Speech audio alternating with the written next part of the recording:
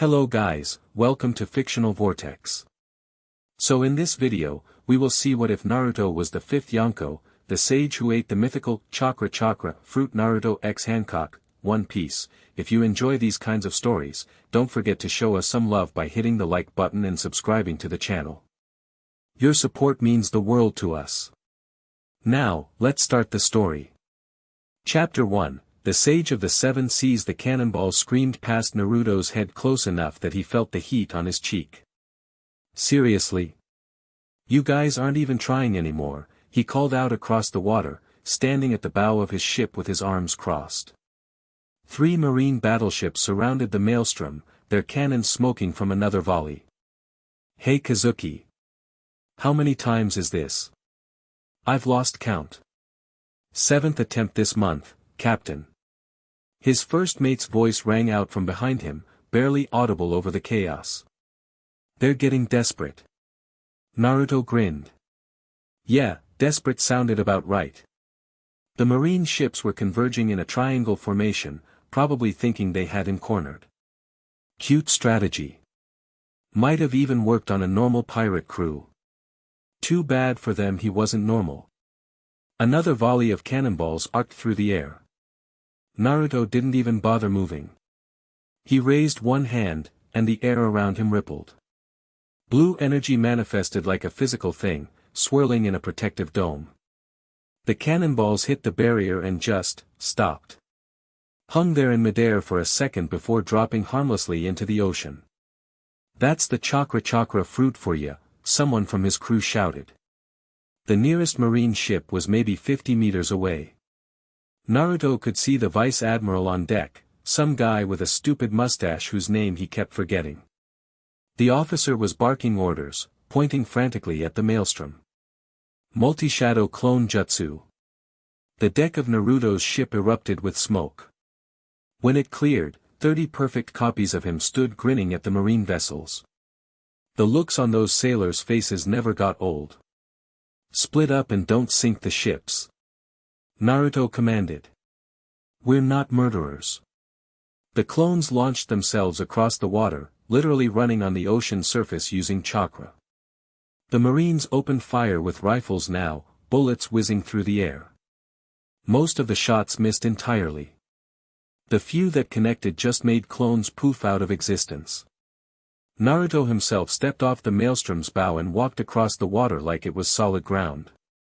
His boots didn't even get wet. The vice admiral stumbled backward when Naruto vaulted onto his ship's deck. You're under arrest in the name of, the officer started. Yeah, justice and all that. Naruto appeared behind him using a burst of speed. The vice admiral's eyes went wide. Look, I'm gonna be real with you. This is embarrassing for both of us. How about you turn around and tell headquarters you couldn't find me?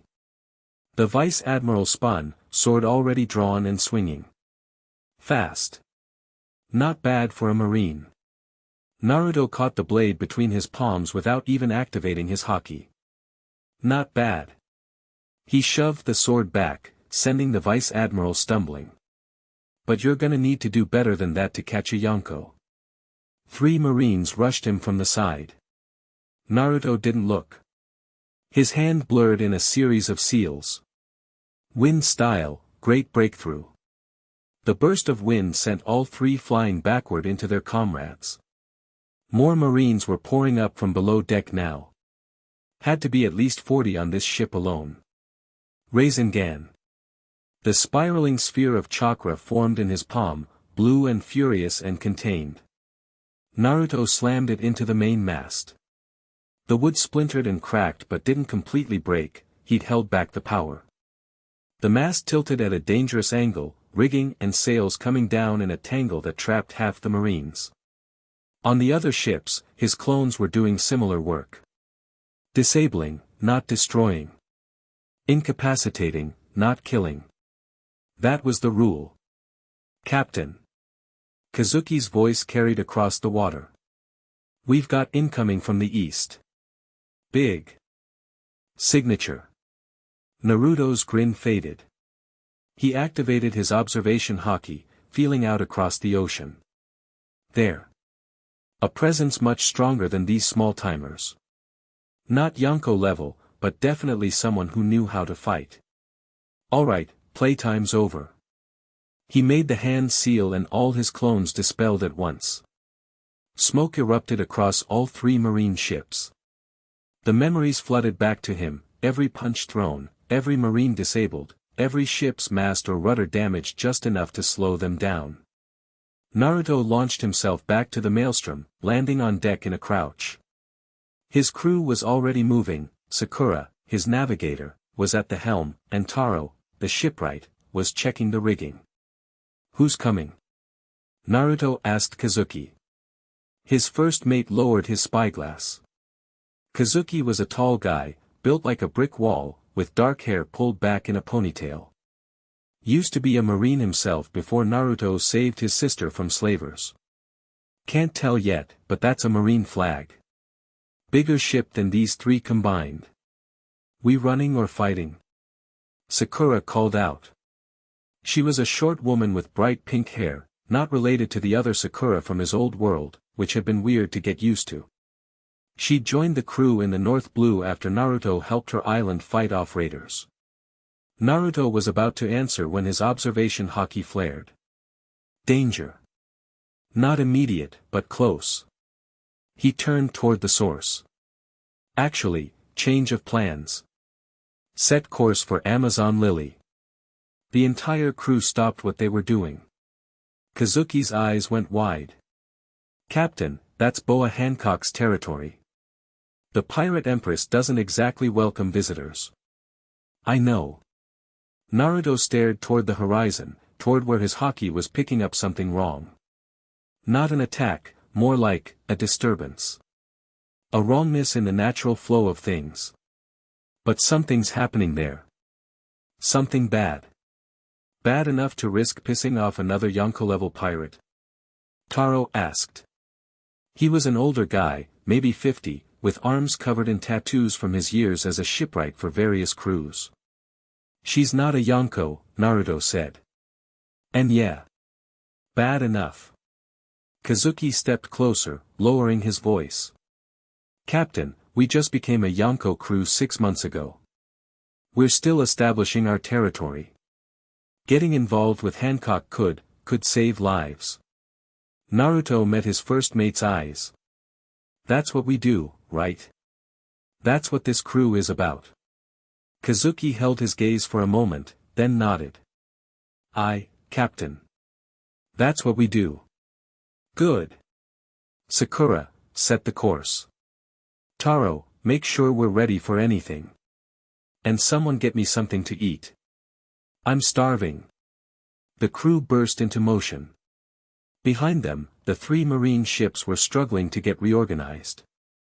The bigger ship Kazuki had spotted was still approaching, but they'd have a good head start. Naruto walked to the bow, watching the ocean spray. Amazon Lily was 3 days' sail from here if the winds were good.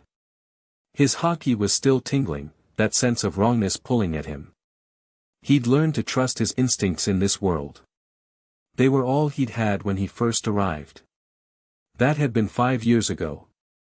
5 years since he'd woken up on a beach with no idea how he got there, no way home, and a strange fruit in his hand that had looked too good not to eat. Dumbest smart decision he'd ever made. The Chakra Chakra fruit had been a mythical zoan, apparently. It let him externalize and manipulate his chakra in ways he never could have back in his original world. Combined with the ninjutsu he already knew, it made him a monster in combat. Add in the haki he'd learned from an old retired pirate, and well. Becoming a Yonko had almost been inevitable. "Food's ready, Captain," called out May, their cook.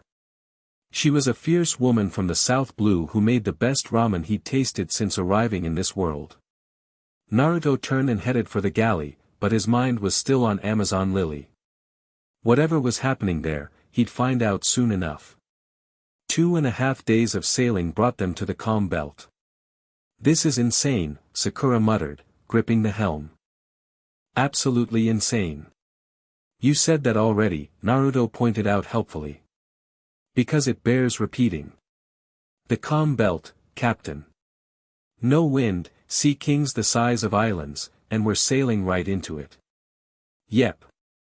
Naruto was lying on the deck, hands behind his head, watching the clouds. The sky was clear, the sun warm. Perfect day for sailing into extremely dangerous waters. Kazuki walked over, stepping over his captain's sprawled form. We'll need to use the backup propulsion. Taro's already getting the mechanisms ready. The maelstrom was equipped with paddle wheels that could be powered manually or by some clever engineering Taro had designed. It wouldn't be fast, but it would get them through the windless waters. How far to Amazon Lily once we're in the belt? Naruto asked. 6 hours, maybe 8 if we hit Sea Kings. Kazuki paused. Which we definitely will. Cool. Wake me up when they show up. Captain, I'm kidding. Mostly. Naruto sat up, stretching. His observation haki was going crazy now. That wrongness he'd felt was stronger, more urgent.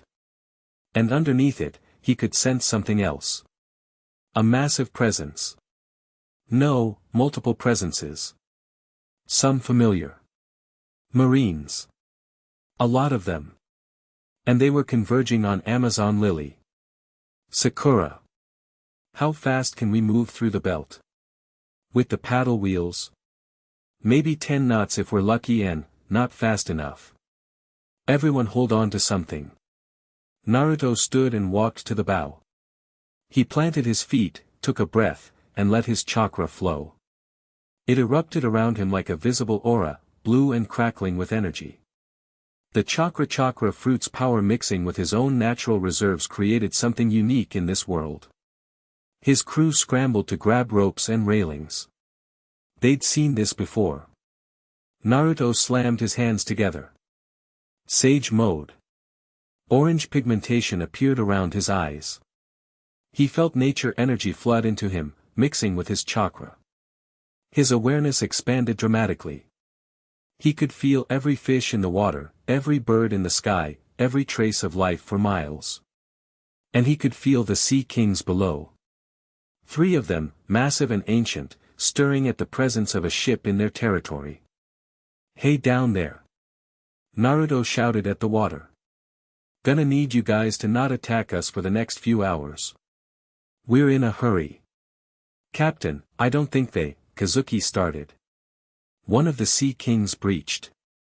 It was enormous, easily 3 times the size of the maelstrom, with scales like armor plates and eyes like dinner plates. It opened its mouth, revealing rows of teeth. Then it looked at Naruto. The Sea King froze. Naruto kept his Sage mode active, his presence radiating outward. It wasn't Conqueror's haki, he didn't have that particular gift. But Sage mode gave him a connection to nature, and in this world, that included the creatures of the sea. The Sea King slowly closed its mouth. It stared at Naruto for a long moment, then dove back underwater. Holy shit, Taro whispered. Language. Mei called from the galley. How did you? Sakura's hands were white-knuckled on the helm. Sage mode lets me connect with nature. Sea kings are natural creatures, so. Naruto shrugged. Usually works. Sometimes they still try to eat us, but hey, nothing's perfect. He maintained the Sage mode, keeping that connection active as they entered the calm belt proper. The water became glass smooth, no wind at all. Taro activated the paddle wheels and they churned to life, propelling the ship forward. Another Sea King surfaced, this one even bigger than the first. It regarded them with intelligent eyes, then simply watched as they passed. This is the weirdest thing I've ever seen, Kazuki said, and I've been sailing with you for 3 years. Naruto grinned. Just wait. The day's still young. They made good time through the calm belt. A few more Sea Kings appeared but none attacked. Naruto kept his Sage mode active, which was exhausting, but necessary. He rotated between Sage mode and regular chakra enhancement, giving himself brief breaks. By the 4th hour, Amazon Lily came into view. The island was beautiful, covered in lush jungle with mountains rising in the center. But Naruto's attention was on the ships surrounding it. Marine battleships.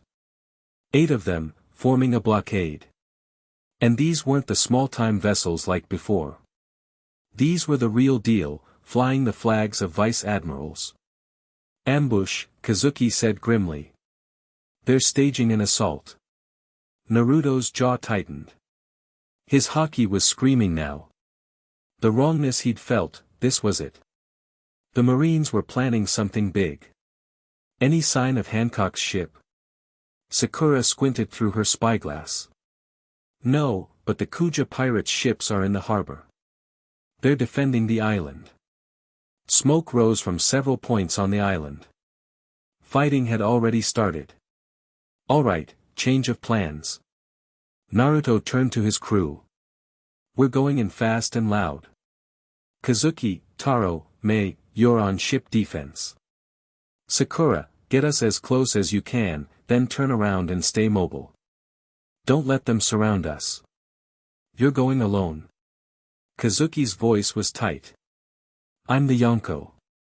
This is what I do. Naruto grinned, but his eyes were serious.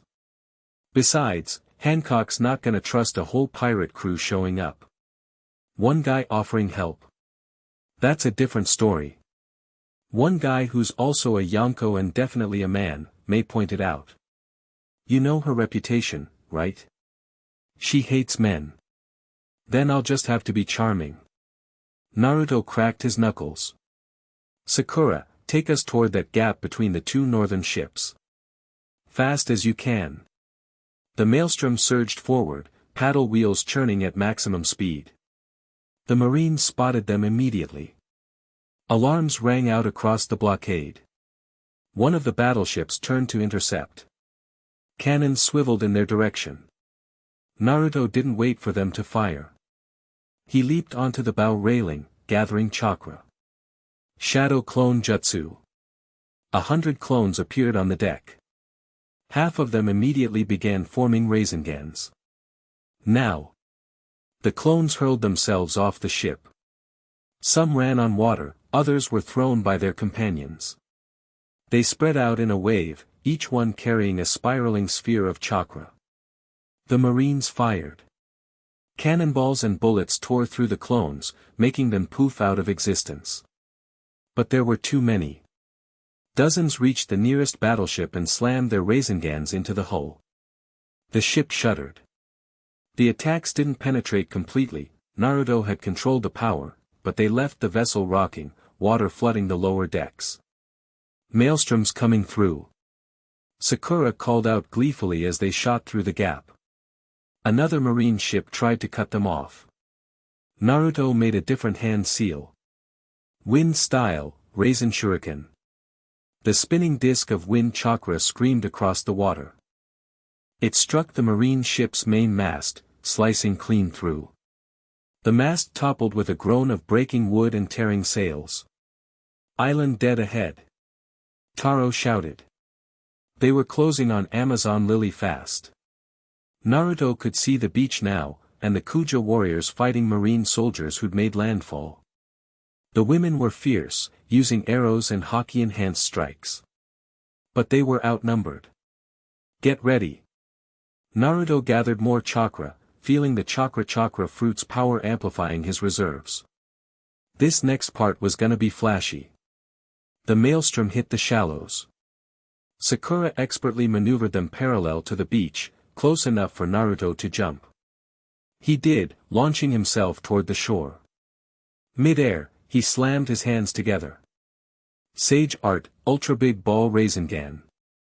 The sphere of chakra that formed was massive, easily 10 feet across, crackling with natural energy. Naruto came down like a meteor, slamming the technique into the beach between the Marines and the Kuja warriors. The explosion was enormous. Sand and water erupted in a geyser. The shockwave sent Marines flying backward. When the spray cleared, there was a crater in the beach the size of a house. Naruto stood in the center of it, orange-rimmed eyes glowing with sage mode. Hey, he called out cheerfully. Hope I'm not interrupting anything important. The Kuja warriors stared at him. The Marines stared at him. Everyone was staring. Then one of the Marines, braver or dumber than the rest, shouted, "It's him. It's the fifth Yonko. The sage." Well, at least his reputation preceded him. A Kuja warrior stepped forward, tall, with green hair and a massive snake coiled around her shoulders. "You. Man. This is Amazon Lily. No men are allowed." "Yeah, I figured that was a rule," Naruto interrupted. "But you've got bigger problems than me right now." He jerked his thumb at the Marines, who were regrouping. "How about we deal with them first, then you can decide whether to kick me out or not." The warrior's eyes narrowed. Then an arrow whistled past Naruto's head, so close it parted his hair. He didn't flinch. The arrow struck a Marine who'd been trying to sneak up from behind. The soldier collapsed. Naruto looked over his shoulder at the Marine, then back at the green-haired warrior. "See? We're already working together. Sander Sonia." Another voice rang out. A woman ran up. She had orange hair and a build even more impressive than the first warrior. "Hancock-sama says to fall back to the palace. There's too many. We don't fall back." Sander Sonia snapped. "There's 8 battleships," the other woman, probably her sister based on the similar features, shot back. "And we just got word that Vice Admiral Momonga is leading the assault personally." Naruto whistled. "Momonga, huh? He's pretty tough. He'd fought the guy once before, about a year ago. It had been a good scrap." Both women turned to glare at him. "And what would you know about it, man?" the orange-haired one demanded. "Lots, actually. I'm Naruto Uzumaki, 5th Yonko and captain of the Maelstrom Pirates." He grinned. "And I'm here to help. Whether you want it or not." "We don't need a man's," Sander Sonia started. The ground shook. Everyone turned toward the jungle. Trees were falling, a path of destruction heading straight for them. "Oh, that's not good," Naruto muttered. A figure burst from the tree line. It was huge, at least 15 feet tall, and covered in armament haki so thick it looked like black armor. Vice Admiral Momonga in his combat form. "Boa Hancock." Momonga's voice boomed. "Surrender yourself and the world government will show mercy to your people." "Over my dead body." The voice came from above. Naruto looked up. A woman stood on a rock outcropping, silhouetted against the sun.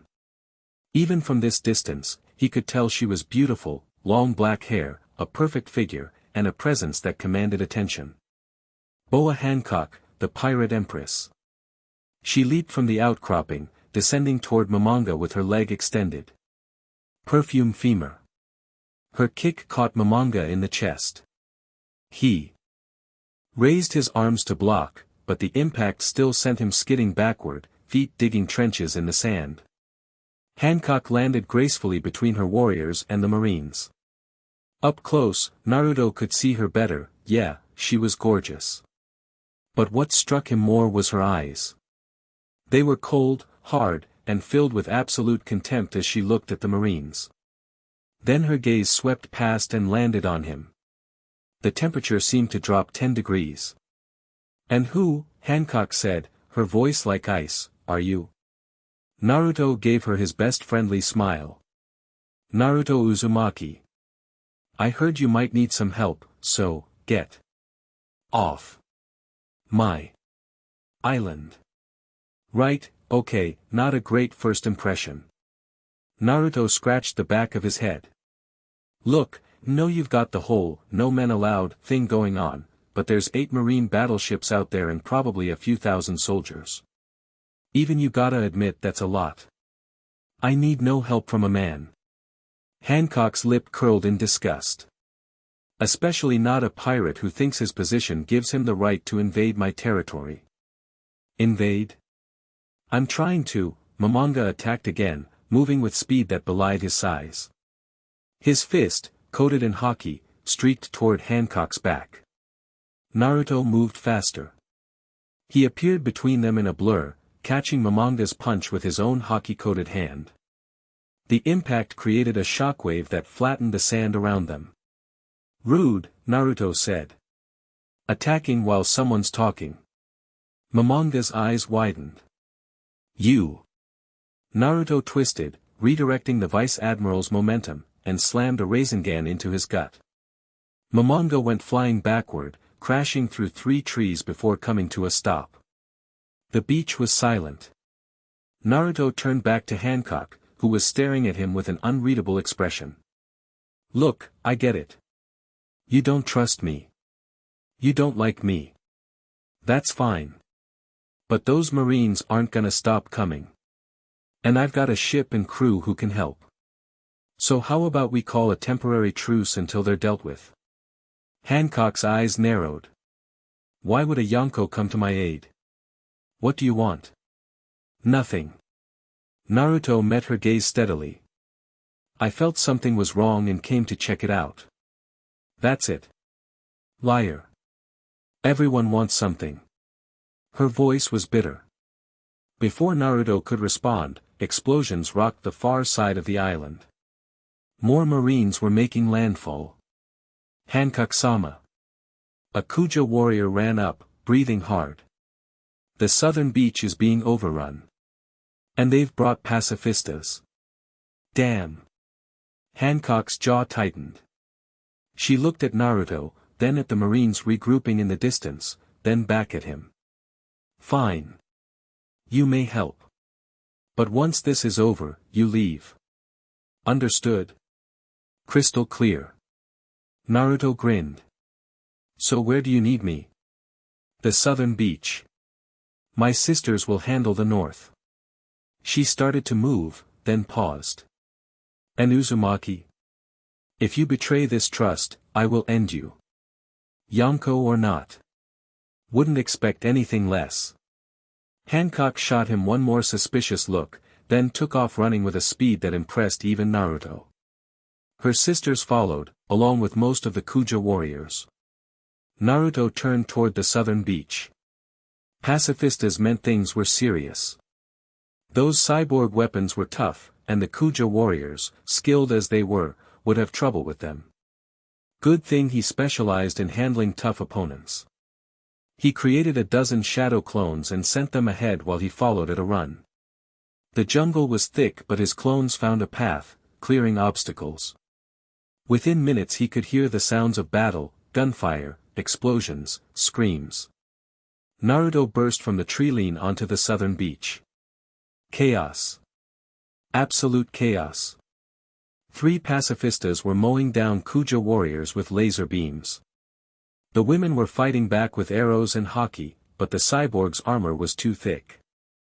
Bodies littered the sand, wounded, not dead, thank God. Beyond the beach, more marine ships were deploying landing craft.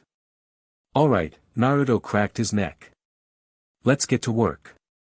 He slammed his hands together, and the beach erupted with smoke. When it cleared, 100 shadow clones stood ready. "Tactics." Naruto barked. "Groups of 10 on each pacifista.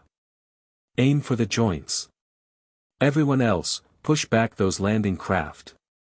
The clones charged. The first group swarmed the nearest pacifista, climbing all over it like ants. The cyborg fired its lasers, destroying several clones, but more took their places. They hammered at its joints with haki-enhanced strikes and Rasengans. Naruto himself ran straight at the second pacifista. It targeted him, mouth opening to fire a laser. Substitution jutsu. He vanished, replaced by a log that got vaporized. Naruto appeared behind the pacifista, already forming a technique.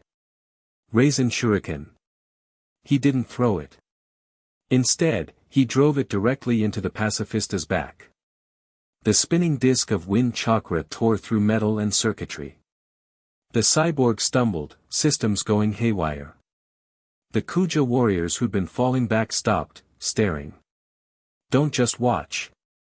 Naruto yelled. "Help my clones with the other 2. A warrior with short blue hair recovered first. You heard him. Attack. The women surged forward with renewed energy. Hockey-coated arrows struck the pacifista's damaged joints. One of the cyborgs toppled as a clone landed a perfectly placed Rasengan to its knee servos. Meanwhile, Naruto's other clones had reached the water. They literally ran across the surface toward the landing craft. Wind style, great breakthrough. 30 clones performed the jutsu simultaneously.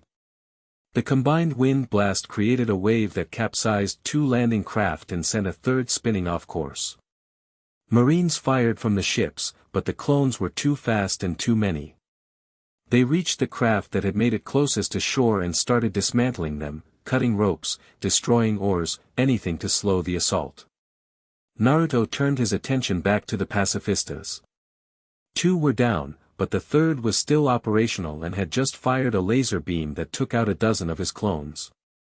Hey, laser face! The pacifista rotated toward him. Its mouth opened, energy gathering. Naruto entered Sage mode, orange pigmentation appearing around his eyes. He could feel the pacifista's energy, could predict where the laser would fire based on its targeting systems. The beam lanced out. Naruto sidestepped it by inches, then used a burst of speed to close the distance. He leaped, spinning in midair, and his foot connected with the pacifista's head in a devastating hockey-coated kick. The cyborg's head snapped to the side with a screech of metal. Before it could recover, Naruto landed and slammed both palms against its chest. Sage Art, Massive Rasengan. The explosion of chakra ripped the pacifista apart from the inside. It collapsed in a heap of sparking machinery.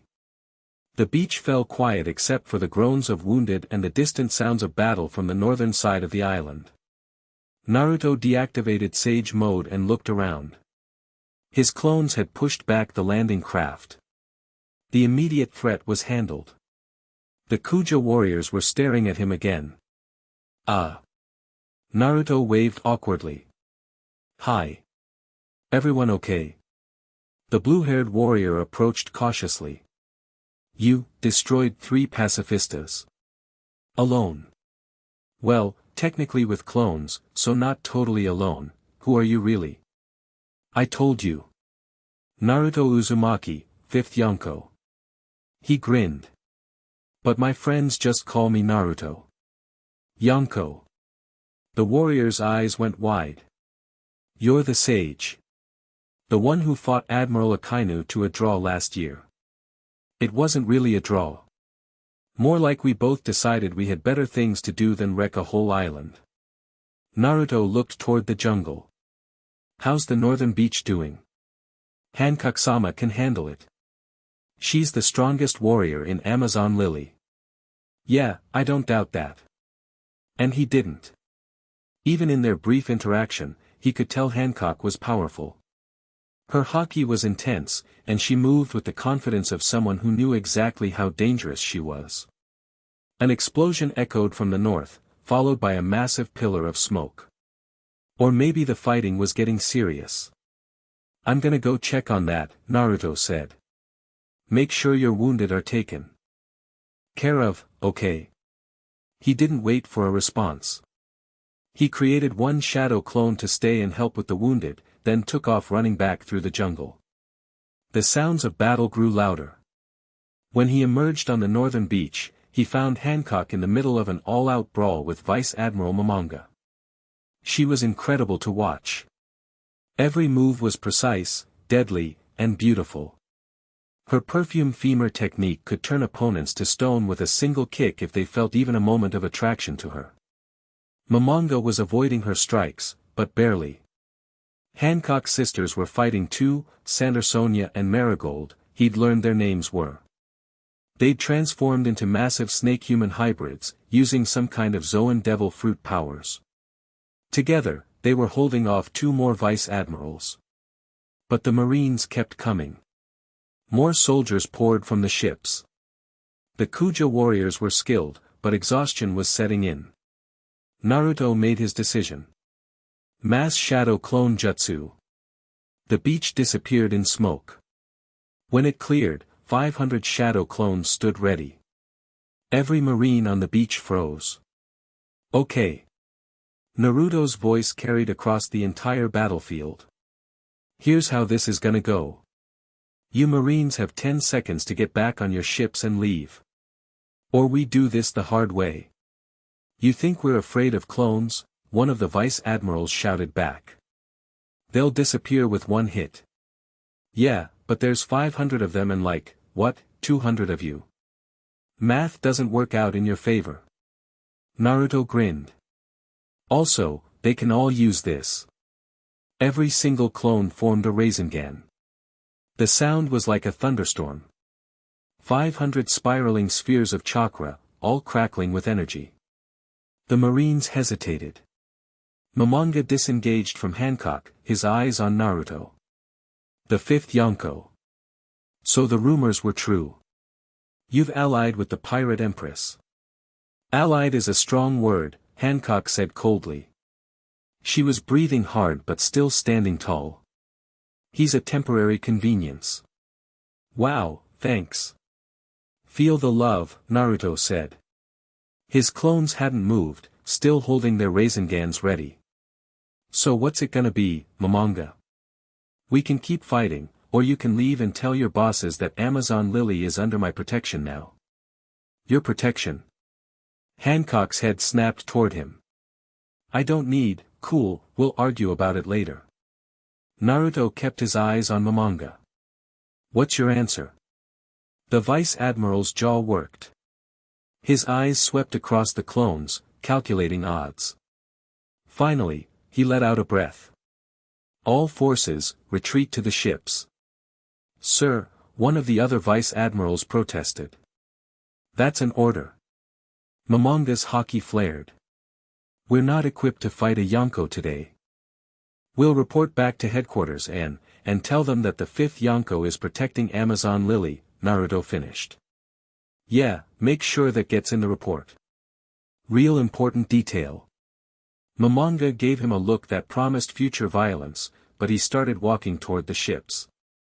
The other Marines followed, some reluctantly, others with visible relief. Naruto kept his clones active until the last Marine was aboard the ships. Only when the vessels began to pull away did he dispel the technique. The sudden silence was almost deafening. Then Hancock's hand grabbed his collar and yanked him around. What, she said, her voice dangerously quiet, did you just do? Up close, she was even more beautiful. But Naruto had gotten good at ignoring that kind of thing. He'd learned early in this world that beauty often hid danger. I ended the fight without anyone else getting hurt. You claimed Amazon Lily is under your protection. This is my island. My people. I don't need protection from anyone, especially not a man. Okay, first, chill. It was a bluff to make them leave. Naruto carefully removed her hand from his collar. Second, you did need help today. Those were 8 battleships, 3 pacifistas, and 3 vice admirals. That's enough firepower to level most islands. I would have managed. Maybe. But how many of your people would have died? That hit home. Hancock's eyes flashed, but she didn't have an immediate answer. Her sisters approached, having transformed back to normal. Sandersonia looked wary. Marigold looked curious. Sister, Sandersonia said quietly. He's right.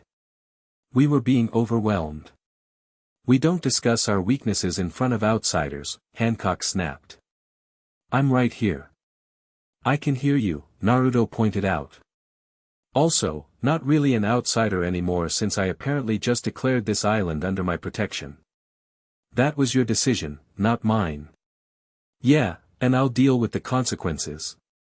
Naruto crossed his arms. Look, I get it. You don't trust me. You don't like me. But the Marines are gonna come back. They always do. And next time they might bring an admiral or 2. Hancock's expression was unreadable. Why do you care? What do you gain from protecting Amazon Lily? Nothing. I already told you. No one does something for nothing. I do. Naruto met her eyes steadily. That's kind of my whole thing. I help people who need it. Don't really care what I get out of it.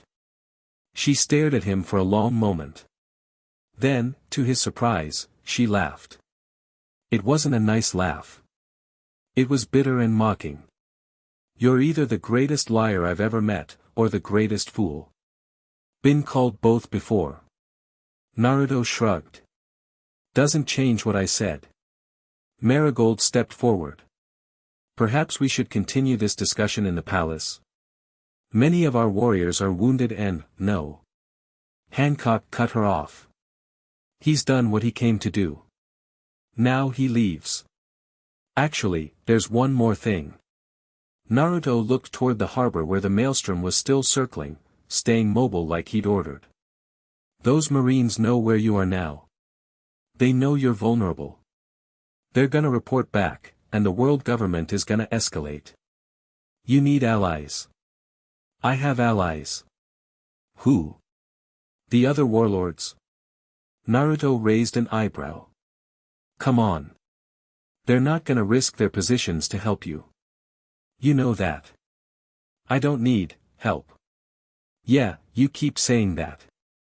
Naruto ran a hand through his hair, frustration creeping into his voice. Look, I'm not trying to take over your island or control you or whatever you think I'm doing.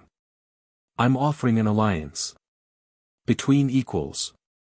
My territory, my crew, my resources, they're available to you if the Marines come back.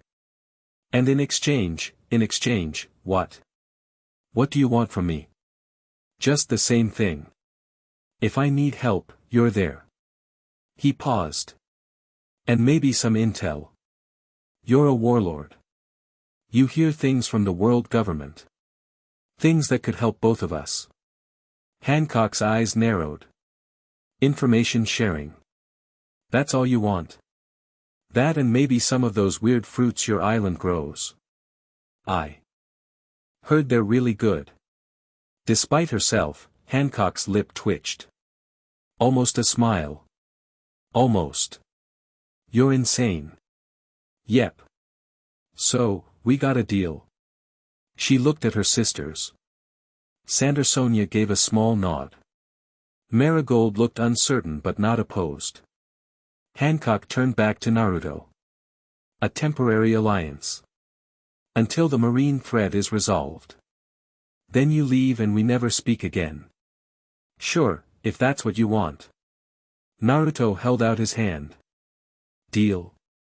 Hancock looked at his hand like it was a snake. For a moment, he thought she wouldn't take it. Then she did, her grip firm and brief. Deal. But you and your crew stay on your ship. No one sets foot in the city. Works for me.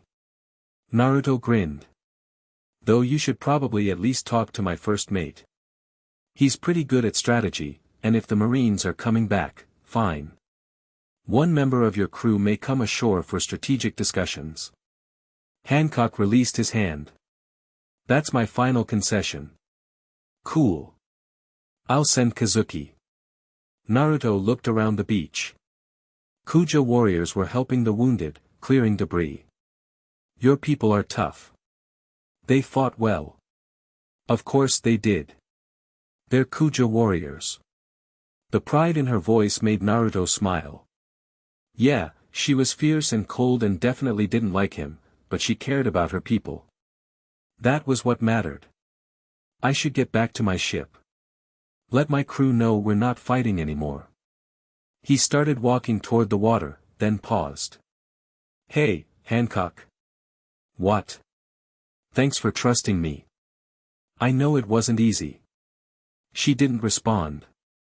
When he looked back, her expression was complicated, suspicion mixed with something else. Curiosity, maybe. Naruto ran across the water back to the maelstrom. His crew was waiting, weapons ready, clearly prepared to fight if needed. Stand down. Naruto called as he climbed aboard. We're allied with Amazon Lily now. We're what? Kazuki's eyes went wide. Allied. Temporarily. Maybe permanently. Still working out the details. Naruto clapped his first mate on the shoulder. Congratulations, you're now our liaison to the Pirate Empress. Captain, I don't think, you'll be fine. Just be respectful, don't stare, and definitely don't flirt. She'll probably kill you if you flirt. Sakura walked over, arms crossed. So we're just declaring alliances with other major pirates now. That's the plan. The plan is to help people who need it and make sure the Marines don't steamroll everyone who stands against them. Naruto looked at his crew, all of them watching him, trusting him. The world government's getting more aggressive. You all know that. If we don't start working together, they'll pick us off one by one. Taro scratched his beard. The kid's got a point. And having the Pirate Empress as an ally is nothing to sneeze at. Exactly. Naruto grinned. Plus, this island grows these fruits that supposedly taste amazing, and I really want to try them. Of course that's your real motivation, Mei said, but she was smiling. The crew laughed, the tension breaking.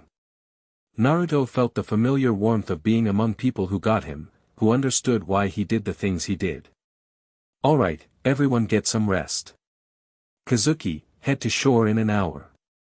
They're expecting you. Naruto stretched, feeling the exhaustion from using so much chakra catching up. I'm gonna take a nap. Wake me if anything explodes. Again, or in general? Sakura asked. Either. Both. Naruto waved over his shoulder as he headed for his cabin. He collapsed on his bed, not even bothering to take off his boots. His mind was already replaying the day, the fighting, the Marines, and most of all, Hancock. She was interesting. Powerful, proud, defensive. There was a story there, something that made her hate men so much. Something that made her walls so high. Naruto had always been good at breaking through walls. Not because he tried, but because he was genuinely himself, and that tended to catch people off guard. Wonder if it'll work on her, he thought as sleep pulled him under. Outside his window, Amazon Lily stood tall and defiant. And somewhere in that palace, the Pirate Empress was probably wondering what the hell she just agreed to. Naruto woke to someone pounding on his door.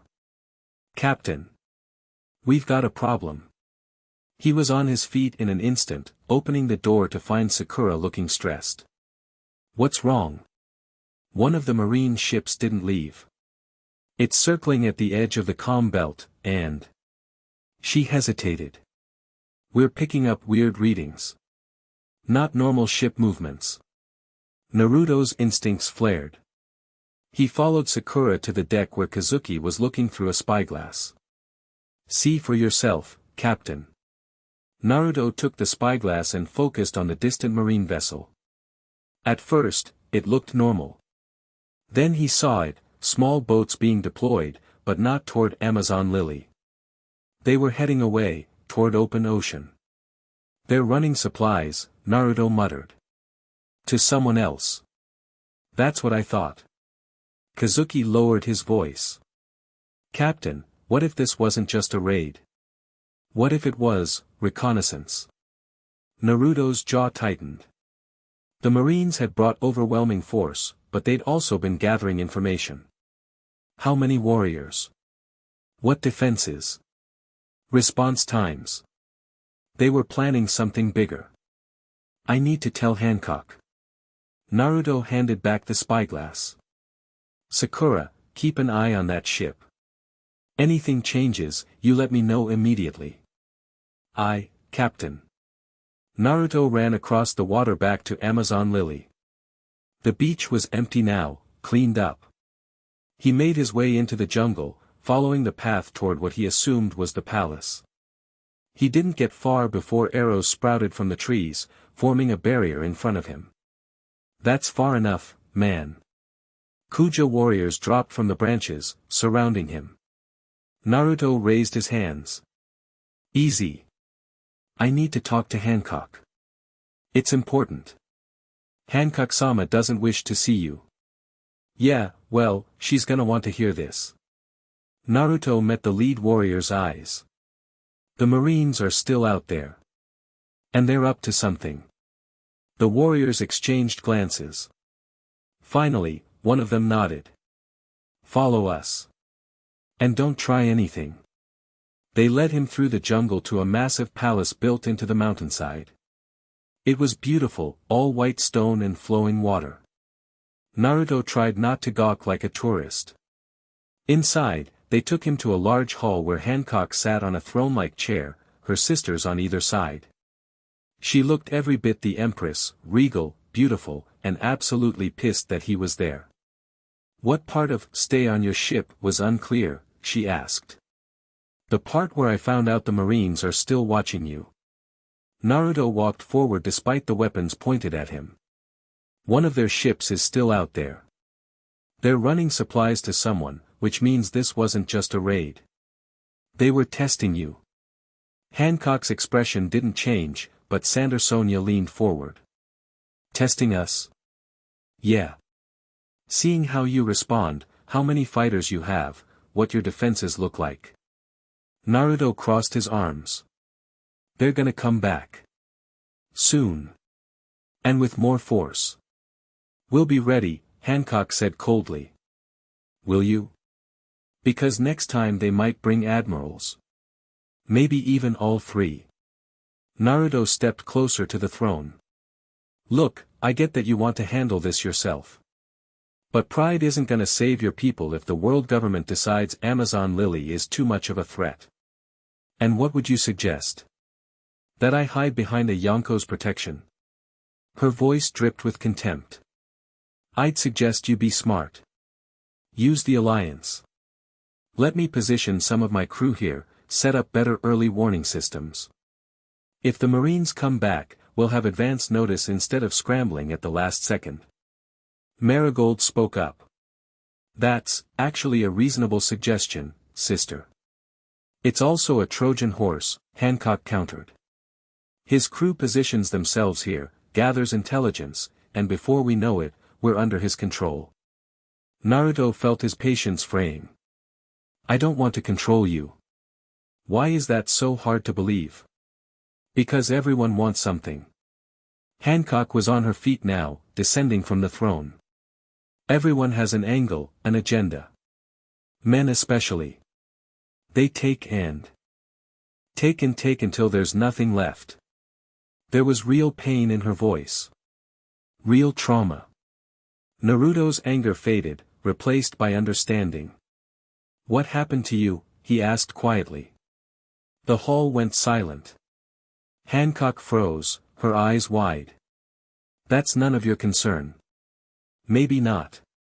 But it's pretty clear someone hurt you. Badly.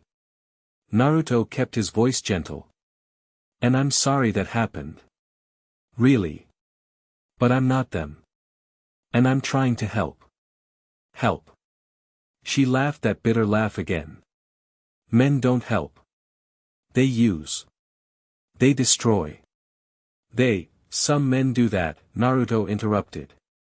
And they're garbage. But not all of us. Just like not all pirates are murderers, and not all Marines are corrupt. People are complicated. Hancock stared at him. For a moment, her mask slipped, and he saw something vulnerable underneath. Then it was gone, walls slamming back into place. Get out.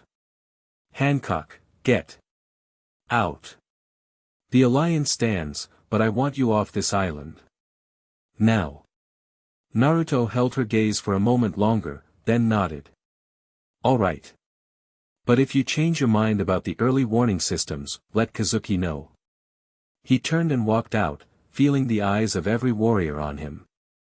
Outside the palace, he took a breath of jungle air and headed back to the beach. This was gonna be harder than he thought. But then again, the worthwhile things usually were. Chapter 2, Chains of the past 3 days after the marine attack, Naruto stood at the helm of the Maelstrom, watching Amazon Lily from a distance. The island looked peaceful now, no smoke, no fighting. But appearances could be deceiving. She's still not talking to you? Kazuki asked, joining him at the railing. Nope. 3 days of the silent treatment. Naruto drummed his fingers on the wood. But at least she kept the alliance. That's something. Barely. Her warriors treat me like I'm carrying a disease every time I go ashore for meetings. Yeah, well, that's the Kuja for you. They're not big fans of men. The sky was clear, the sea calm. Perfect day for sailing away, heading back to his own territory. He should do that. Probably. Maybe. Captain, Kazuki said carefully, we've been anchored here for 3 days. The crew's getting restless. And our territory, I know. Naruto sighed. But something's off. That marine ship is still out there, watching. They're planning something. And you care because. Because the world government targeting a warlord means they're getting bolder. Today it's Hancock. Tomorrow it could be any island that doesn't fall in line. Naruto turned to his first mate. Plus, I promised to help. You promised a temporary alliance until the immediate threat was dealt with, Kazuki pointed out. The immediate threat is gone. Is it, though? Naruto stared at the distant marine vessel. I don't think so. Before Kazuki could respond, Sakura shouted from the crow's nest. Ship approaching from the west. Kuja flag. Naruto perked up. Finally. A sleek vessel with a serpent figurehead approached. The Kuja pirate's ship. As it drew closer, Naruto could make out the green-haired warrior, Sandersonia, standing at the bow. The ship pulled alongside the maelstrom. No boarding planks were extended, clearly they weren't inviting his crew aboard. Uzumaki. Sandersonia called. The Empress requires your presence at the palace. Naruto grinned. See? I knew she'd come around. It's not what you think, Sandersonia said flatly. She wants to discuss terminating the alliance. His grin faltered. What? Why? That's between you and her. Sandersonia crossed her arms. Are you coming or not? Naruto looked at Kazuki, who shrugged. Your call, Captain. Yeah, I'm coming. Naruto adjusted his headband. Just me, or? Just you. No men from your crew are permitted in the city. Right. Of course. Naruto turned to Kazuki. You're in charge. If anything happens, we'll be ready. Naruto nodded, then leaped across the gap between ships, landing lightly on the Kuja vessel's deck. The female warriors immediately stepped back, keeping their distance. I don't bite, you know, he said cheerfully. No one laughed. Tough crowd. The journey to shore was tense and silent. When they landed, Sandersonia led him through the jungle toward the city. Unlike his previous visit, this time they passed through populated areas. Women stopped to stare as he walked by. Some looked hostile, others curious. Children peeked from behind their mothers, pointing and whispering. They act like they've never seen a guy before, Naruto said. Most of them haven't, Sandersonia replied. Men aren't allowed on Amazon Lily. Yeah, I got that part. Why is that, exactly? She glanced at him. Ask my sister. I would if she'd talked to me for more than 5 minutes without threatening to turn me to stone.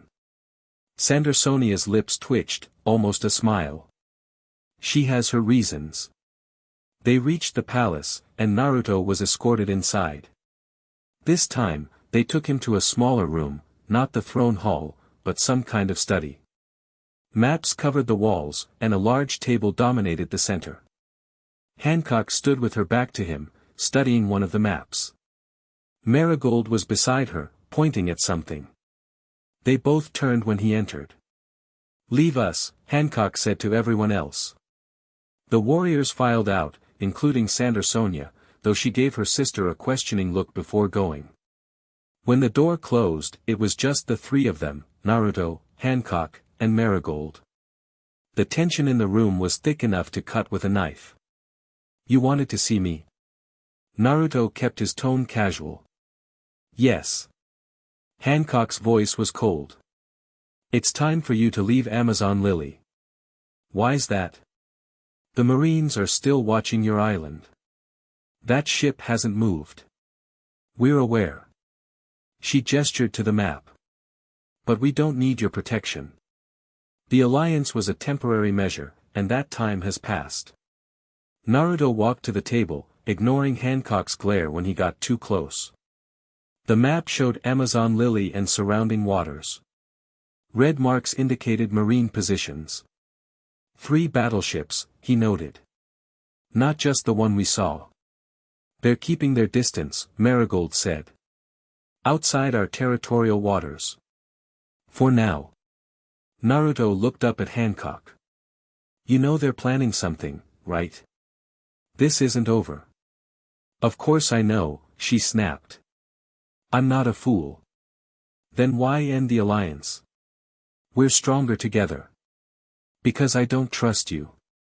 Hancock's eyes were hard. Men always have ulterior motives. Always. Not this again. Naruto sighed. Look, I get it. Something bad happened to you. But I'm not, you know nothing about what happened to me. Her voice was dangerously quiet. Nothing. Marigold stepped between them. Perhaps we should discuss this rationally. The Marines are indeed still a threat, and having a Yonko as an ally provides certain advantages. At what cost? Hancock demanded. Our independence. Our dignity. How about at the cost of nothing? Naruto threw up his hands. I'm not asking for anything in return. Just let me help. No one does something for nothing, Hancock said for the second time since they'd met. Especially not pirates. I do, Naruto said firmly. That's who I am. I help people who need it. We don't need, a warrior burst into the room, breathing hard. Empress. The Marines. There, an explosion rocked the palace.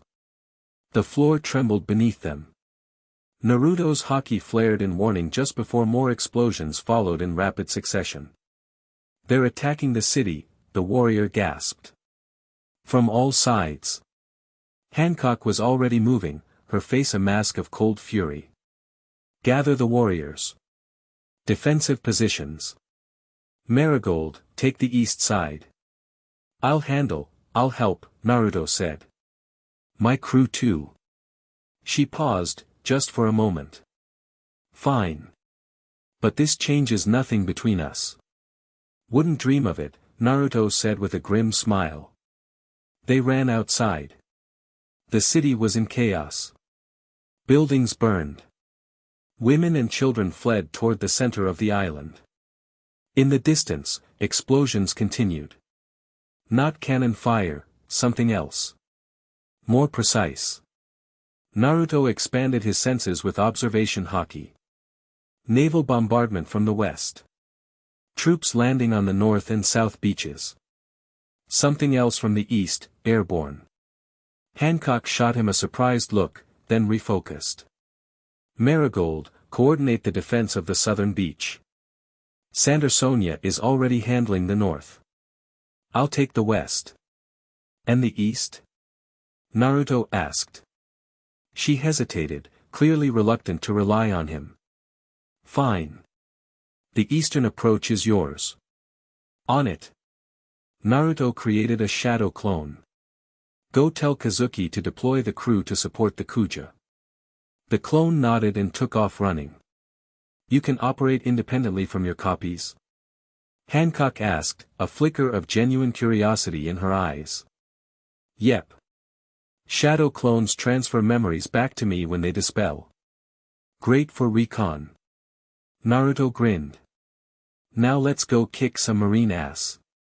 Hancock's expression hardened again, but she nodded. Don't die, Uzumaki. It would be inconvenient to explain to the world government. With that, she took off toward the western shore, moving with incredible speed. Naruto headed east, running through the city. As he moved, he created more clones, sending them to help evacuate civilians and put out fires. Kuja warriors gave him suspicious looks, but no one objected to the help. When he reached the eastern edge of the city, he saw what his haki had detected. Airborne threats, just as he'd thought. But not what he expected. Oh, you gotta be kidding me. Marines on jetpacks. At least 30 of them, zooming through the air, dropping explosives on buildings below. Some kind of new tech he hadn't seen before. Alright, Naruto muttered. Let's see how they handle a little wind. He leaped onto a rooftop, gathering chakra. Wind style, great breakthrough. The massive gust of wind caught 5 Marines mid-flight. Their jetpacks sputtered, engines struggling against the sudden turbulence. 3 crashed into each other. The other 2 managed to stabilize, but barely. Hey! Naruto shouted. Up here. They turned toward him, weapons raised. Perfect. Shadow clone jutsu. 20 clones appeared, spreading across the rooftops. The Marines hesitated, clearly not expecting multiple targets. Spread out, one of them called. Don't let them, he never finished the sentence. A clone slammed a Rasengan into his jetpack. The explosion sent the Marine tumbling out of the sky, smoke trailing behind him. The battle was on. Marines fired rifles at the clones, who dodged with ninja agility. More clones appeared, leaping into the air to intercept the flying soldiers. Rasengans took out jetpacks left and right. Marines fell, most landing on rooftops, a few deploying parachutes. Wind style, air bullets. Naruto fired condensed bullets of air, taking out 3 more jetpacks. The Marines were retreating now, falling back toward the ocean. But they weren't giving up. They regrouped over the water, then charged back toward the city, firing with renewed determination. They're persistent, I'll give them that, Naruto muttered. He needed to end this quickly. He could sense fighting elsewhere on the island, bigger threats than these flyboys. Time for something flashier. Multi-shadow clone jutsu. 100 clones filled the rooftops. Each one began forming hand signs. Wind style, air bullets. Wind style, great breakthrough. Wind style, drilling air bullet. The combined wind attacks created a vortex of destructive air pressure. It swept across the sky like an invisible tsunami. Jetpacks failed. Marines were thrown in all directions. Some managed to deploy parachutes. Others hit the water hard. In less than a minute, the eastern approach was clear. Naruto dispelled most of the clones, keeping just 10 for cleanup and rescue. He'd made sure not to hit the Marines directly with lethal force, but they'd need medical attention. You guys get the wounded to safety, he told the remaining clones. I'm heading west to help Hancock. His clones nodded and began collecting the downed Marines. Naruto took off running across the rooftops, heading toward where his haki could sense the heaviest fighting. As he ran, explosions rocked the western shore. Not normal cannon fire, something bigger. Something familiar. Fujitora, Naruto muttered. Vice Admiral Fujitora, the gravity user. They'd clashed once before, about 2 years back. It had been a good fight. The guy was strong, and unlike most Marines, he seemed to have actual principles. Naruto picked up his pace. If Fujitora was here, Hancock might be in trouble. He reached the western shore and found a battlefield. Massive craters dotted the beach where gravity attacks had slammed down. Kuja warriors fought Marines in hand-to-hand combat. Cannon fire from offshore ships added to the chaos. And in the center of it all, Hancock stood facing Fujitora. She was magnificent. Even from a distance, Naruto could see the power in her movements. Her Mero attacks turned Marines to stone with every kick. Those who didn't succumb to her beauty found themselves on the receiving end of haki-enhanced strikes that shattered bones. But Fujitora was different. The blind swordsman kept his eyes closed, immune to her petrification powers. His gravity attacks kept her at a distance, preventing her from landing direct hits. Naruto watched as Fujitora raised his sword. The air distorted. A massive gravitational force slammed down toward Hancock. She dodged, barely. The ground where she'd stood cratered 20 feet deep. But the edge of the attack caught her, sending her tumbling across the sand. "That's my cue," Naruto said, launching himself into the fray. He landed between Hancock and Fujitora, chakra already swirling around him. "Hey Fuji. Been a while." The Vice Admiral turned toward his voice. Despite his blindness, his haki let him perceive his surroundings perfectly. The fifth Yonko. So the reports were true. Yep. I'm helping out around here now. Naruto grinned. You know, making friends, stopping Marines from attacking innocent islands. The usual. This island harbors pirates, Fujitora said calmly. The world government has revoked Boa Hancock's warlord status. What? Hancock had regained her feet. On what grounds? Suspicion of conspiracy against the world government, Fujitora replied. Specifically, suspected alliance with the fifth Yonko. Oh great. So this is my fault, Naruto said. Sorry about that. I don't need your apology, Hancock snapped. I need you to move so I can finish this fight. How about we finish it together instead? Naruto glanced at her. Unless you'd rather get squashed by his gravity again. Her eyes narrowed dangerously. For a second, Naruto thought she might turn him to stone just on principle. Then she gave a sharp nod. Fine. Together. This once.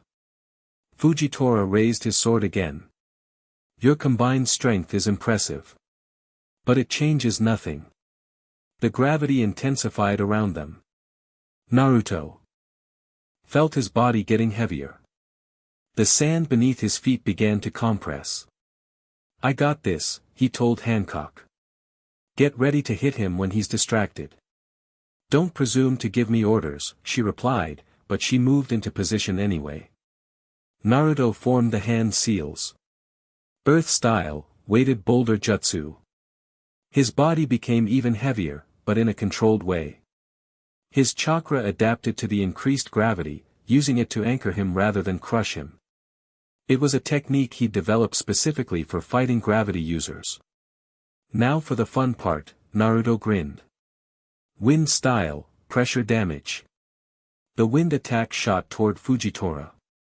The Vice Admiral sliced his sword through the air, using gravity to divert the attack. But that was exactly what Naruto wanted. The momentary shift in Fujitora's focus disrupted the gravitational field. Perfume femur. Hancock struck with incredible speed, her haki-enhanced kick aimed at Fujitora's blind side. The Vice Admiral sensed it coming and raised his sword to block, but the force still sent him sliding backward. Not bad, Fujitora said. But predictable. He slammed his sword into the ground. The beach erupted as gravity pulled meteorites from the sky. They streaked down, burning through the air. I got the rocks. Naruto shouted. You get him. He created 30 shadow clones. Each one formed a Rasengan, then leaped to intercept the falling meteorites. Explosions filled the air as chakra met rock, shattering the meteorites before they could reach the ground. Hancock didn't waste the opportunity. She closed the distance to Fujitora, unleashing a barrage of kicks. Perfume femur. Pistol kiss. Slave arrow. Fujitora blocked most of the strikes, but some got through.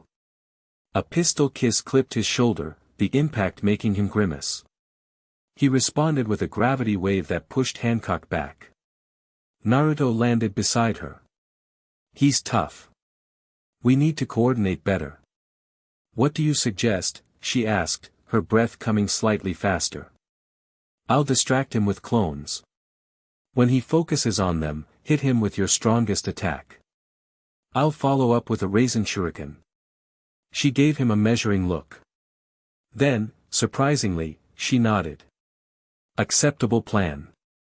Don't sound so excited, Naruto muttered. Shadow Clone Jutsu.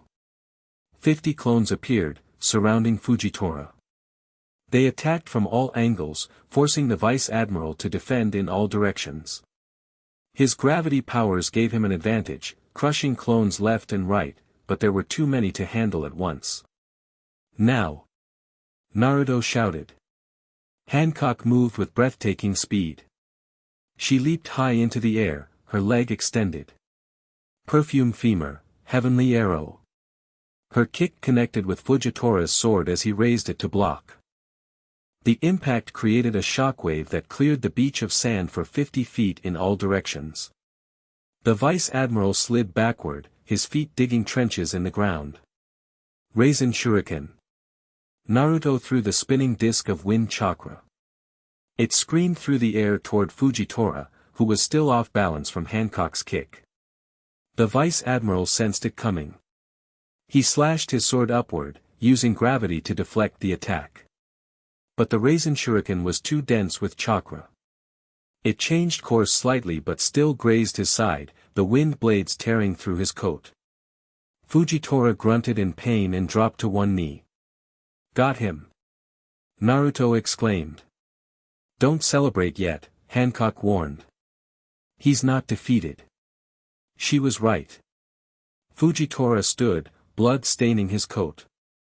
But his stance was still strong. Impressive teamwork, he said. But this battle is far from over. He raised his sword, and the gravity around them intensified to crushing levels. Naruto's feet sank into the sand up to his ankles. Even with his earth-style technique helping, it was getting hard to move. Hancock was having similar problems. Her face showed no pain, but Naruto could tell she was struggling against the pressure. Any ideas? She asked through gritted teeth. Just one. And you're not gonna like it. Try me. Naruto grinned. I'm gonna throw you at him. Her eyes widened. You're going to what? Throw you. Like, literally pick you up and throw you. Your kicks are stronger than my punches. If I can get you close enough, you can hit him with everything you've got. Naruto extended his hand. Trust me. She stared at his hand like it might bite her. For a moment, he thought she'd refuse. Then, to his shock, she took it. If you drop me, I will turn you to stone and use you as a doorstop. Fair enough. Naruto pulled her closer. Ready? She nodded. Naruto gathered chakra in his arms, reinforcing his strength. Then, with a move that probably looked ridiculous to anyone watching, he swung Hancock in a circle, building momentum. Wind style, hurricane throw. He released her at the perfect moment, adding a burst of wind chakra to propel her forward like a missile. Hancock soared through the air, her body streamlined, leg extended. Fujitora sensed the attack coming. He raised his sword to block. But Hancock had been ready for that. Mid-air, she twisted, changing the angle of her kick. Perfume femur, divine judgment. Her heel connected with Fujitora's temple instead of his sword. The impact was massive. The Vice Admiral's head snapped to the side, and he crashed to the ground, his sword falling from his grip. Hancock landed gracefully nearby, immediately ready for a counterattack. But Fujitora didn't get up immediately. He lay on the sand, dazed. That, he said finally, was unexpected. Yeah, we get that a lot, Naruto said, walking over. He'd already prepared a Rasengan, just in case. You ready to call off this attack now? Fujitora slowly got to his feet, retrieving his sword. Blood trickled from his temple where Hancock's kick had connected. The world government will not stop with one attack, he said.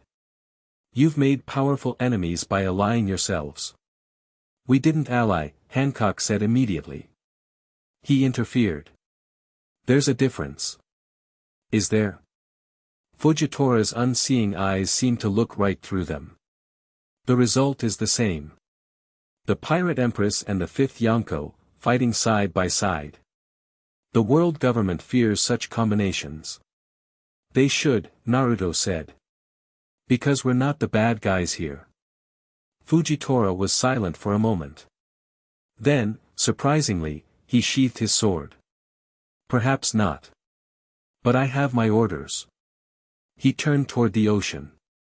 For today, this battle is over. Marines, fall back to the ships. The Marines on the beach looked confused but followed orders. They began retreating to their boats, carrying wounded comrades. You're just, leaving? Hancock asked suspiciously. For now. Fujitora's face was unreadable. But as I said, this isn't over. The world government's decision is made. Your warlord status is revoked, Empress. With that, he walked away, his gravitational powers helping him move across the sand despite his injuries. Naruto watched him go, frowning.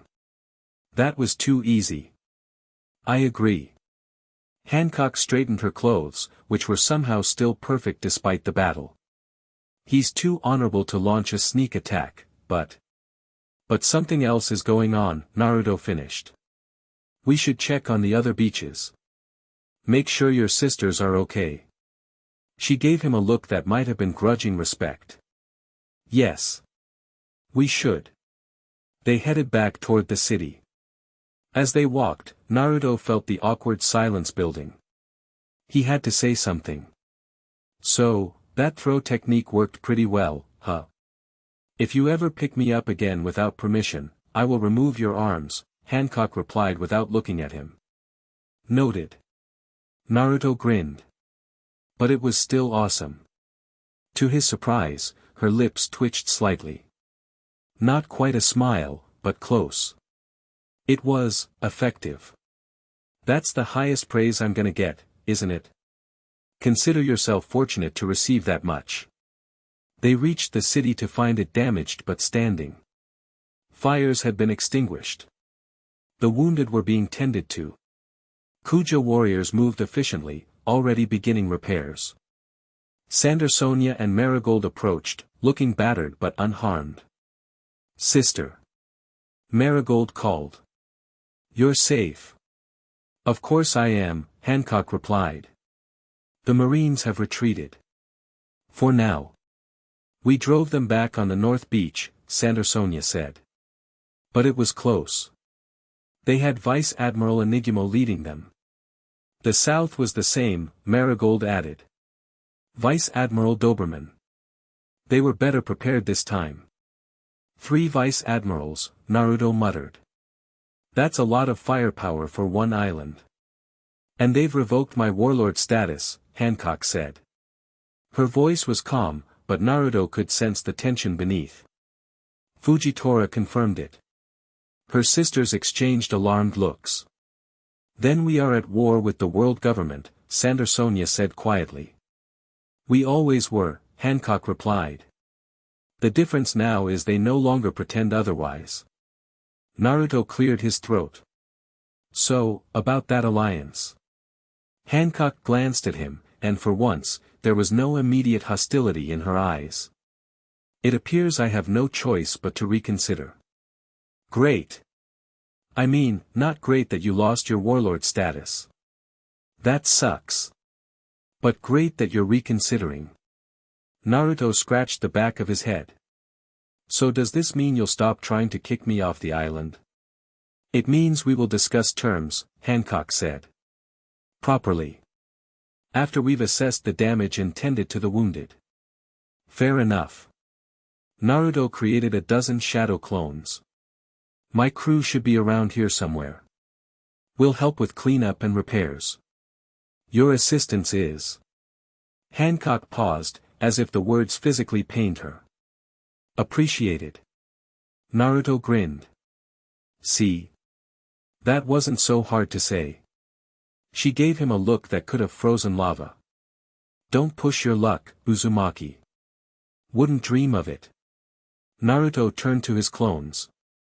Alright, guys, split up and help wherever you can. I'm going to find Kazuki and the others. As the clones dispersed, Hancock called after him. Be at the palace at sunset. We'll discuss the alliance then. Naruto gave her a thumbs up and headed into the city. Progress. Not much, but it was something. Sunset found Naruto, Kazuki, and Sakura seated at a large table in the palace. Across from them sat Hancock and her sisters. The tension in the room was thick, but not as hostile as before. The damage reports are complete, Marigold said, placing a scroll on the table. 12 buildings destroyed. 37 warriors wounded. No casualties.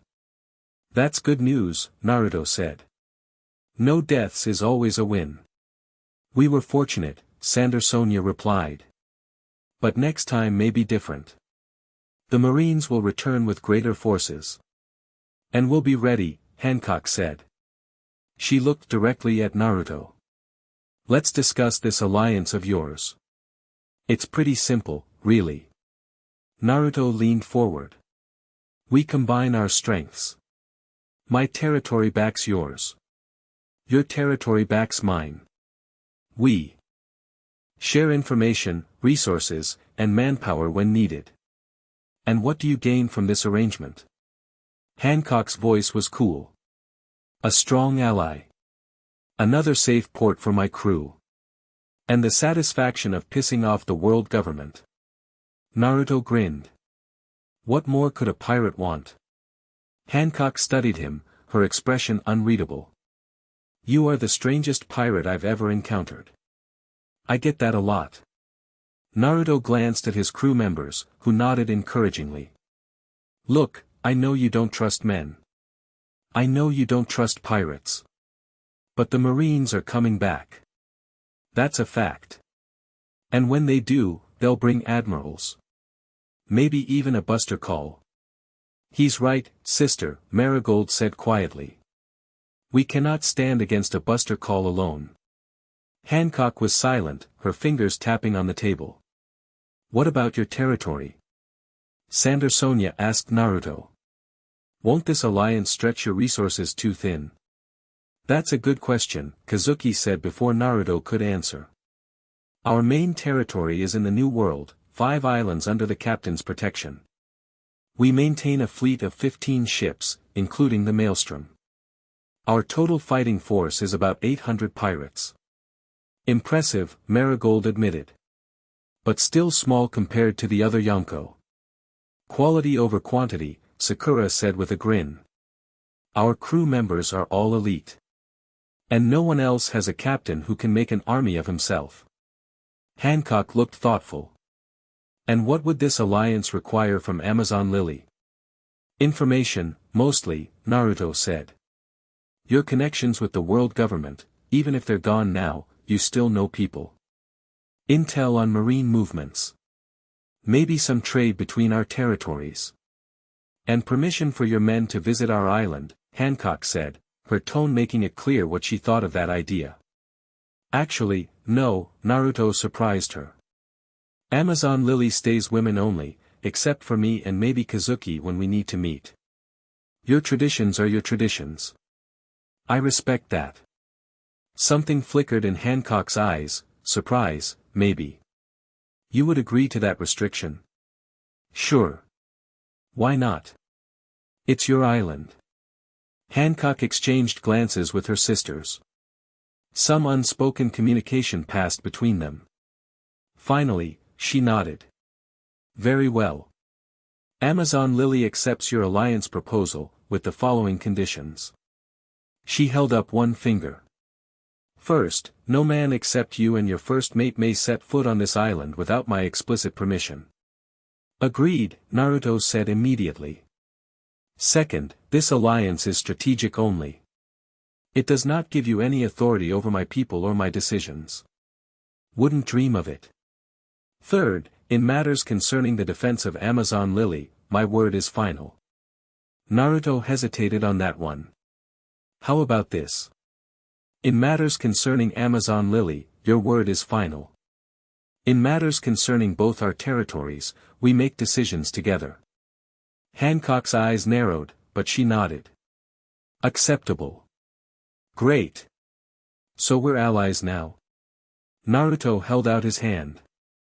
Hancock looked at his hand, then at him. After a moment's hesitation, she reached across the table and shook it. Her grip was firm but brief, as if physical contact was something to be endured rather than welcomed. We're allies, she confirmed. May neither of us come to regret it. I'll drink to that. Naruto said cheerfully. Do you have sake around here? This is a strategic meeting, not a celebration, Hancock said coldly.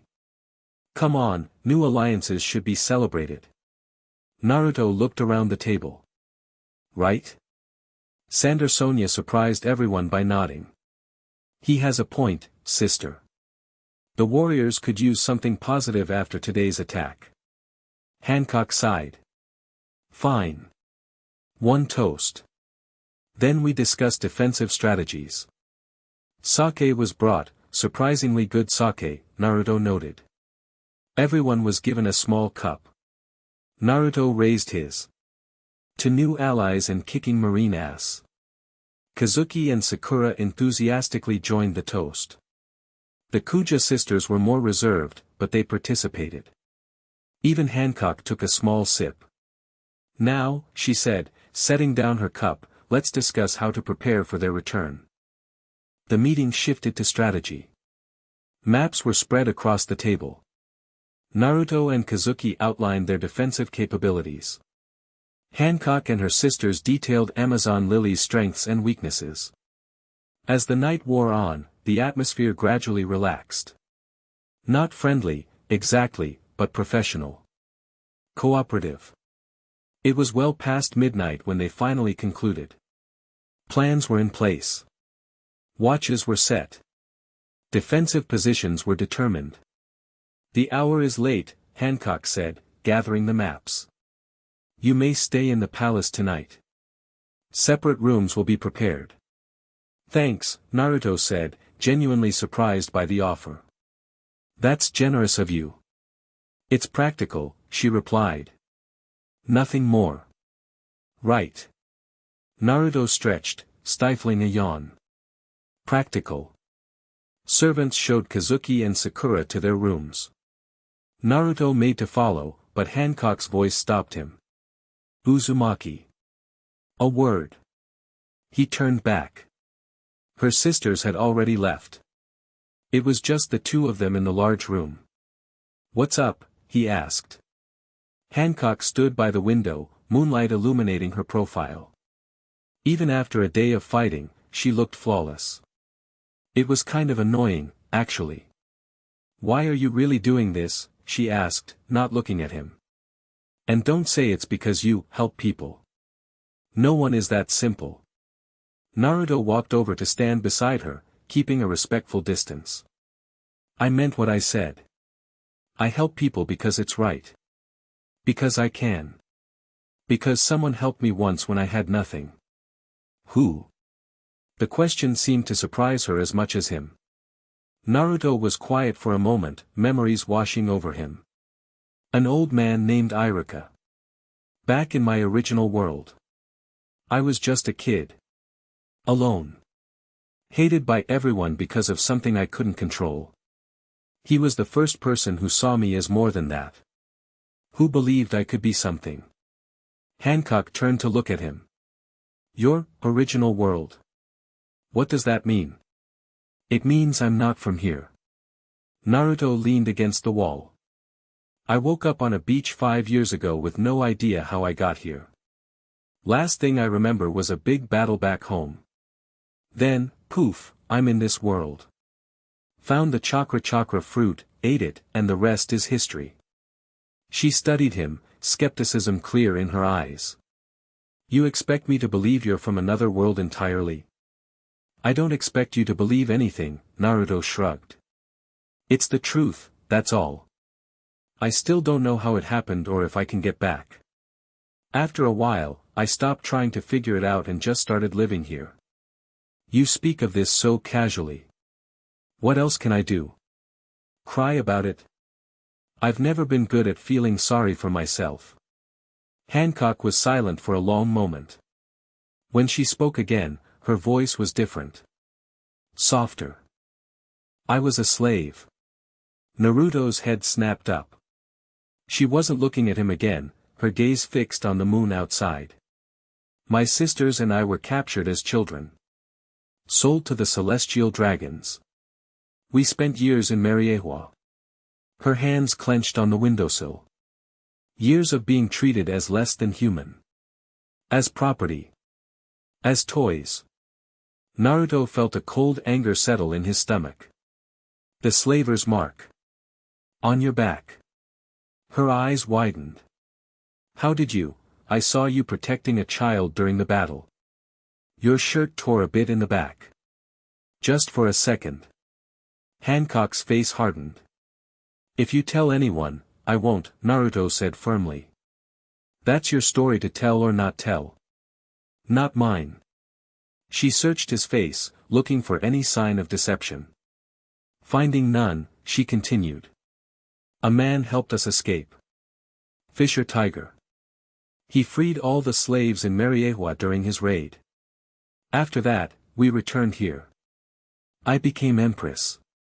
I swore to protect my people and never let anyone control us again. Her voice was steel. So you understand now. Why I don't trust. Why I can't. I understand, Naruto said quietly. And I'm sorry for what happened to you. No one should go through that. I don't want your pity. It's not pity. It's respect. Naruto looked directly at her. You survived. You protected your sisters. You built something here. That takes strength. Hancock was silent, clearly uncomfortable with the conversation now. She straightened, her cold mask slipping back into place. It's late. You should rest. Yeah. Naruto took the hint and stepped away from the window. Thanks for telling me.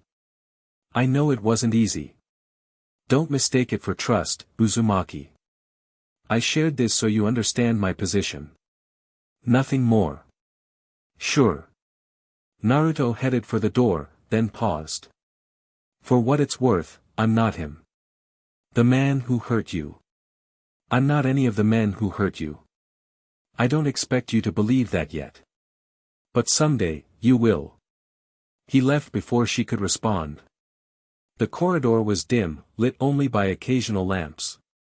A servant showed him to his room, simple but comfortable. Naruto flopped onto the bed, not bothering to remove his boots. His mind was racing, processing everything that had happened. The battle. The alliance. Hancock's revelation. Didn't see that coming, he muttered to the ceiling. No wonder she hated men. No wonder she couldn't trust him. After what she'd been through, trust would be nearly impossible. But not completely impossible. She had told him her story, after all. That was something. A very small something, but still. Naruto closed his eyes, exhaustion finally catching up to him. Tomorrow would bring new challenges. But for now, they were allies. It was a start. A week passed with no sign of the Marines. Amazon Lily rebuilt what had been damaged. Naruto's crew helped, earning grudging acceptance from the Kuja warriors. Not friendship, but a wary coexistence. Naruto spent most of his time working with Hancock on defensive preparations. Their interactions were strictly professional, but the open hostility had faded. Sometimes, he almost thought he saw respect in her eyes when he made a good tactical suggestion. Almost. The Western approach is still the most vulnerable, he said one morning, pointing at the map in the palace war room. If they bring a fleet in from that direction, we'll need more than just the Kuja ships to intercept them. My warriors can handle it, Hancock replied, but without her usual defensiveness. Your warriors are amazing, but they can't be everywhere at once. Naruto looked up at her.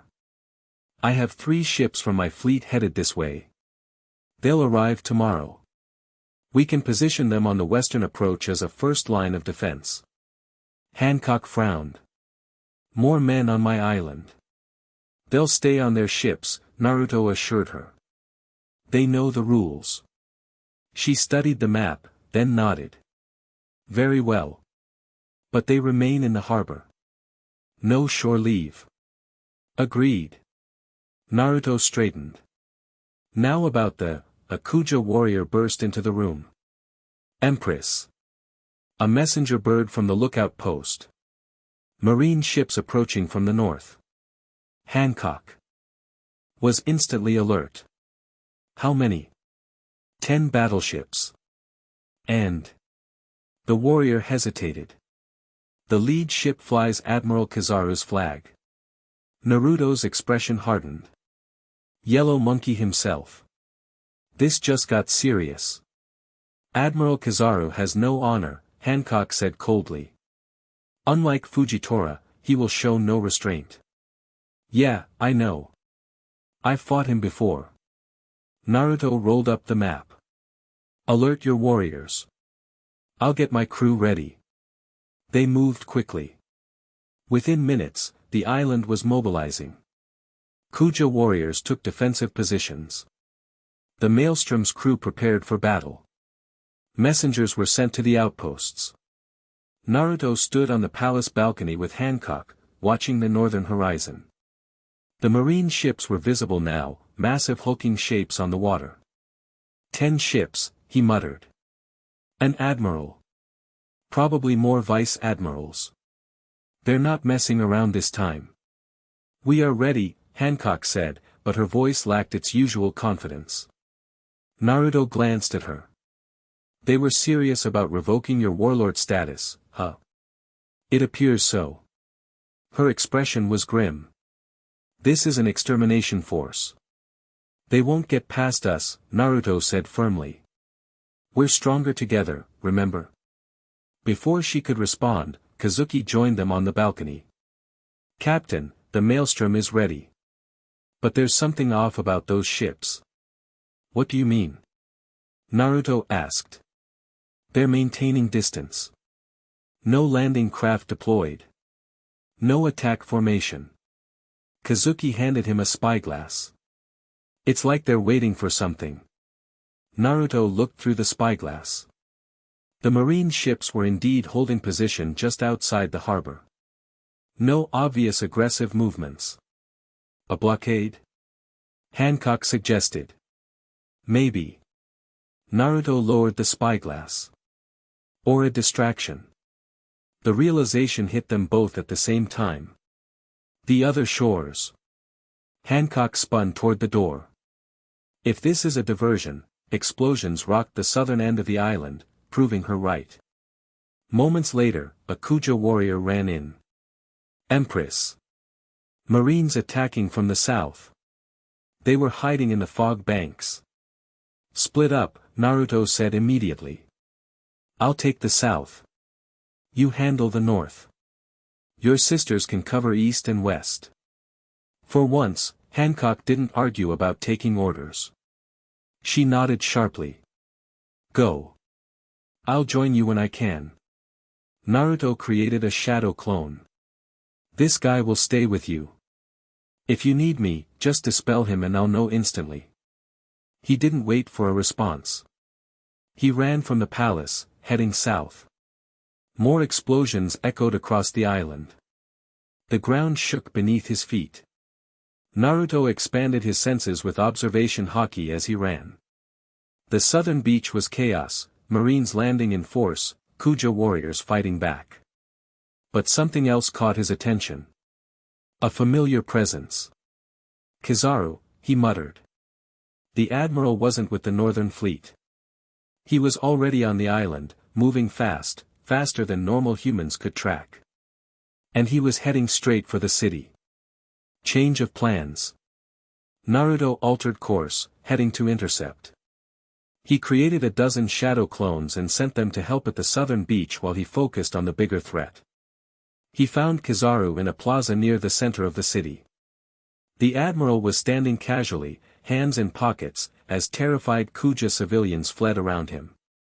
Oh, if it isn't the fifth Yonko, Kizaru drawled in that slow, mocking voice of his. What a surprise. Cut the act, Kizaru, Naruto said, stopping 20 feet away. What does the world government want with Amazon Lily? This is overkill for just revoking warlord status. Orders are orders, you know how it is. Kizaru shrugged. Boa Hancock's allegiance has become questionable. And now you're here, making it all very suspicious. So what, you're gonna destroy the whole island? Kill everyone here? Over suspicion? Absolute justice is rarely convenient. Kizaru raised a finger, light gathering at the tip. Now, if you'll excuse me, I have a pirate empress to arrest. Naruto moved into a fighting stance. You'll have to go through me first. How tiresome. Kizaru sighed dramatically. Then, in a flash of light, he attacked. Naruto barely dodged the laser beam that shot past his head, so fast it left an afterimage. He countered with a wind-style attack that Kizaru simply phased through, his light fruit powers allowing him to become intangible. You're outmatched, boy, Kizaru said, reappearing behind him. We'll see about that. Naruto entered Sage mode, orange pigmentation appearing around his eyes. I've gotten stronger since our last meeting. Kizaru attacked again, his kick moving at the speed of light. But with Sage mode enhancing his reflexes, Naruto tracked the movement. He caught the Admiral's leg, surprising him. What? Sage Art, Massive Rasengan. The spiraling sphere of chakra slammed into Kizaru's chest. The Admiral flew backward, crashing through a building. But he recovered instantly, reforming from particles of light. Interesting. You have improved. Kizaru's usual languid expression hardened slightly. But so have I. The battle escalated quickly. Kizaru's light-speed attacks were nearly impossible to dodge, even with Sage mode. Naruto countered with shadow clones and Rasengans, but the Admiral's Logia-type abilities made him difficult to damage. They tore through the city, buildings collapsing in their wake. Naruto tried to lead the fight away from populated areas, but Kizaru deliberately stayed near the center. You're holding back, Kizaru observed after destroying a dozen clones with a sweeping laser. Worried about collateral damage?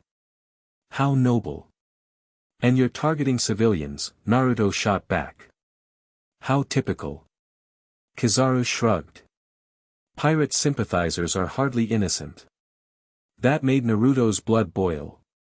He formed the hand seals for a more powerful technique. Wind style, Rasen Shuriken. The spinning disc of chakra tore through the air toward Kizaru. The Admiral phased to light to avoid it, but Naruto had anticipated this. He detonated the Rasen Shuriken mid-air, creating an expanding dome of wind blades. Kizaru's light form was caught in the technique. He rematerialized 100 feet away, his jacket shredded, a look of genuine surprise on his face. You actually hit me, he said, sounding more intrigued than angry.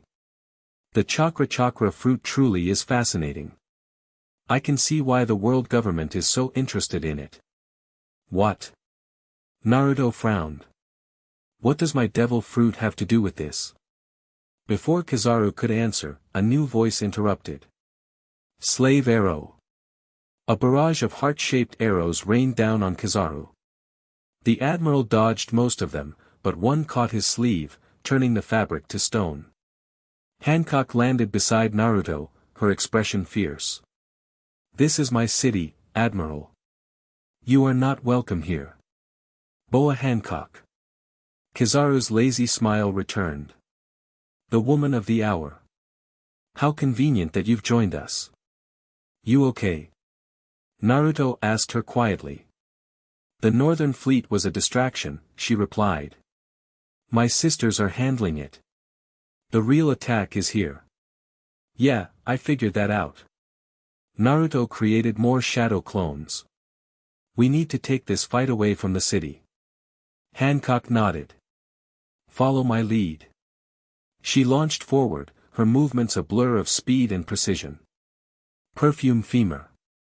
Kizaru blocked her kick, but the impact still pushed him back.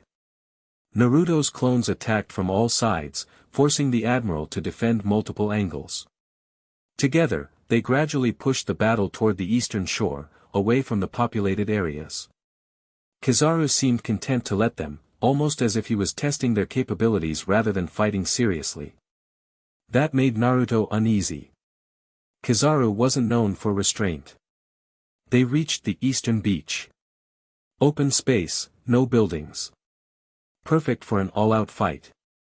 Now we can stop holding back, Naruto said, gathering chakra. Multi-shadow clone jutsu. 500 clones filled the beach. Each began forming Raisengans. Kizaru looked at the army of Naruto's with mild interest. Most impressive. But ultimately futile. He moved at light speed, destroying clones by the dozens. But there were too many, coming from too many angles. Several Raisengans connected, sending the admiral tumbling across the sand. Hancock pressed the advantage. Pistol kiss. Her attack struck Kizaru as he was reforming, disrupting his concentration. The admiral grimaced, actually showing signs of strain. Perhaps this requires a more direct approach, he said. Light gathered around his body, intensifying to blinding levels. Naruto sensed the massive energy buildup and shouted a warning. Get down. He tackled Hancock just as Kizaru released an omnidirectional blast of light. The explosion vaporized every clone on the beach and sent Naruto and Hancock flying. They crashed into the tree line, Naruto taking the brunt of the impact. That was rude, Hancock said, disentangling herself from him. Yeah, he's not big on manners. Naruto got to his feet, wincing. His back was singed from the light attack. We need a new strategy. Kizaru walked slowly toward them, light crackling around his body. I'm growing tired of this game. My orders are to capture Boa Hancock and eliminate any resistance. He looked directly at Naruto. Including you, 5th Yonko. Good luck with that. Naruto formed a new hand seal. Shadow Clone Jutsu. 20 clones appeared. But instead of attacking, they formed a circle and sat down. What are you doing? Hancock asked incredulously. Gathering nature energy, Naruto explained. I need more power. Buy me 30 seconds. She looked skeptical but nodded. 30 seconds. Hancock stepped forward to face Kizaru alone. The admiral raised an eyebrow. Brave, but foolish, he said. We'll see. Hancock charged, moving with incredible speed. What followed was the most impressive display of combat skill Naruto had ever seen from her. Hancock attacked relentlessly, her hockey-enhanced kicks forcing even Kizaru to take her seriously. Her flexibility and precision kept the admiral on the defensive long enough for Naruto's clones to finish gathering energy. Ready. Naruto called. Hancock disengaged immediately, leaping back to his side. Naruto stood, his sage mode enhanced to new levels. The orange pigmentation around his eyes was more pronounced, and his chakra was visible as a swirling blue aura. Now that's interesting, Kizaru said. What other tricks does your devil fruit have, I wonder? It's not just the fruit, Naruto said. It's me. 6-path sage mode. His chakra exploded outward. Truth-seeking orbs materialized behind him, floating in a circle. His eyes changed, becoming cross-shaped. Kizaru actually took a step back. I see. The reports weren't exaggerated. What reports? Naruto demanded. What does the world government know about my powers? Enough to be concerned. Kizaru raised both hands, light gathering between them. But it doesn't matter. This ends now. Couldn't agree more. Naruto formed a Raisin Shuriken, but this one was different, larger, infused with natural energy, glowing with an inner light. Get behind me, he told Hancock. For once, she didn't argue. Kizaru fired a massive beam of light. Naruto threw his Raisin Shuriken. The two attacks met in midair. The explosion was catastrophic. The shockwave flattened trees for 100 yards. The sand on the beach turned to glass from the heat.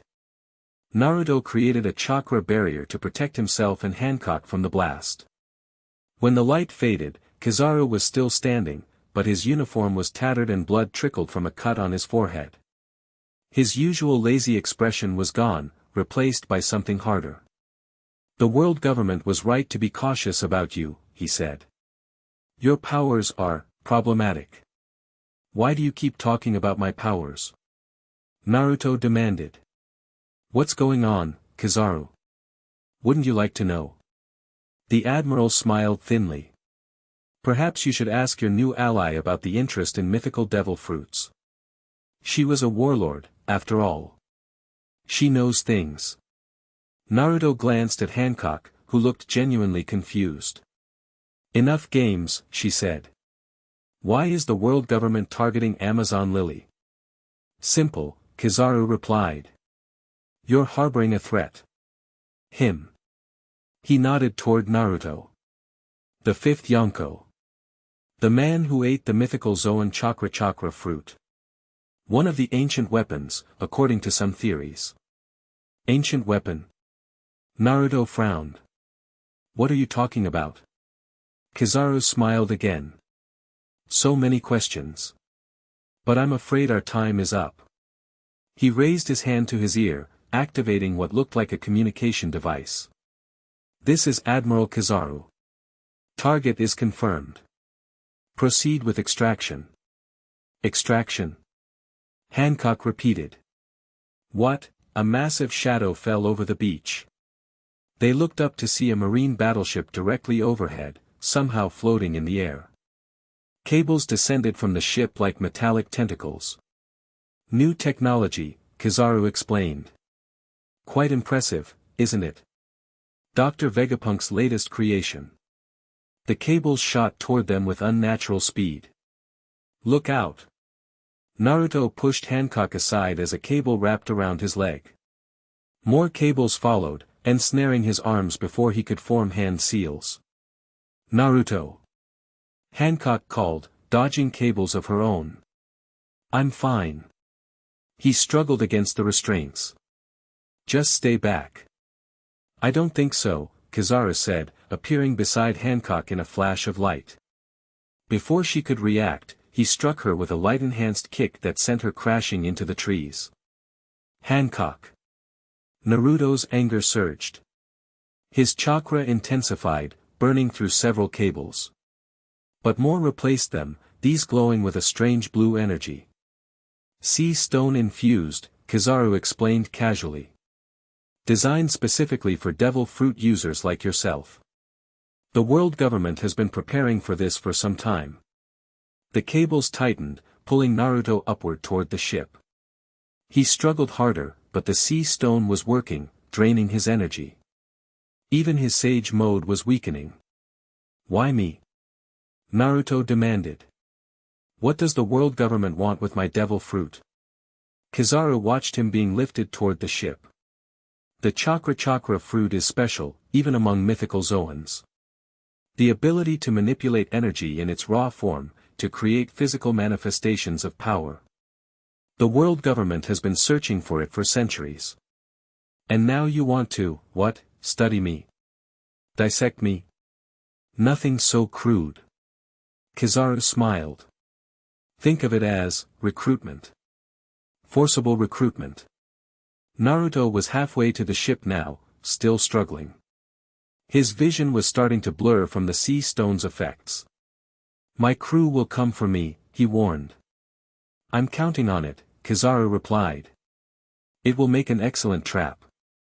A blur of movement caught Naruto's peripheral vision. Someone, was racing up one of the cables toward him. Hancock. She had recovered from Kizaru's attack and was now using the cables like a pathway, her haki protecting her from the sea stone. Perfume femur. Her kick severed the main cable holding Naruto. He began to fall, but she caught him, slicing through the remaining restraints with Haki-enhanced strikes. "You okay?" she asked as they plummeted toward the beach. "Been better," Naruto managed. His strength was returning now that the sea stone was gone, but slowly. "Thanks for the save. Don't mention it." They landed on the sand, Hancock setting him down carefully. "Can you fight? Give me a minute to get the sea stone out of my system." Naruto took a deep breath, focusing on his chakra. "Keep Kizaru busy." Hancock nodded and charged back toward the admiral, who looked mildly annoyed at the interruption of his plan. Naruto closed his eyes, concentrating. The sea stone had disrupted his chakra network, but not completely. He could still feel his power, just beneath the surface. He reached for it, pulling it back up, forcing it through his system. His eyes snapped open as chakra surged through him. Not as strong as before, but enough. Shadow Clone Jutsu. A dozen clones appeared. They immediately began attacking the cables descending from the ship, cutting them with Raisin shurikens. The ship itself started firing cannons, the shells exploding across the beach. Meanwhile, Hancock was fighting Kizaru to a standstill. Her haki and agility allowed her to counter even his light-speed movements. She couldn't land a decisive blow, but she was keeping him occupied. Naruto joined the fight, his strength returning. Together, they pushed Kizaru back, forcing the admiral to take them seriously. "This is becoming troublesome," Kizaru said after a particularly close exchange. "Perhaps it's time to end the experiment." He activated his communication device again. "All forces, converge on the eastern beach." "Repeat, all forces converge." "They're coming from all sides," Naruto realized. "They're going to trap us here." "We need to retreat," Hancock said. "The city is too vulnerable." Naruto looked up at the floating ship, then back at Kizaru. An idea formed. "I've got a plan. But you're not gonna like it." "Your plans usually involve throwing me," Hancock said dryly. "Not this time." Naruto created 50 more shadow clones. "These guys will keep Kizaru busy. We're going up." He pointed at the ship. "Up? To the ship that tried to capture you?" "Exactly. They won't expect us to attack it directly." Naruto grinned. "Plus, I want to know what they know about my devil fruit." Hancock considered for only a moment before nodding. "Lead the way." The clones engaged Kizaru, creating a chaotic battlefield. Naruto grabbed Hancock's hand and focused his chakra. Flying Thunder God technique. In a flash of yellow light, they disappeared from the beach and reappeared on the deck of the floating ship. Marine soldiers stared in shock. They clearly hadn't expected the targets to teleport aboard. "Hi there," Naruto said cheerfully. "Mind if we look around?" The Marines recovered quickly, drawing weapons. But they never stood a chance. Naruto and Hancock moved in perfect sync, disabling the soldiers without killing them. Within minutes, the deck was clear. "The bridge," Hancock pointed toward the ship's superstructure. "That's where we'll find answers." They fought their way through the ship. These weren't ordinary Marines, they were better trained, better equipped. But they still fell before the combined might of a Yonko and the Pirate Empress. Finally, they reached the bridge. Inside, they found not officers, but scientists. Men and women in white lab coats, surrounded by strange equipment. One man stepped forward. Elderly, with wild white hair and thick glasses. The fifth Yonko himself. "What an honor." "Who are you?" Naruto demanded. "Dr. Sentomaru, head of Special Projects Division 3. The scientist adjusted his glasses. "And you are the most fascinating subject we've encountered in decades." "I'm not a subject," Naruto said coldly.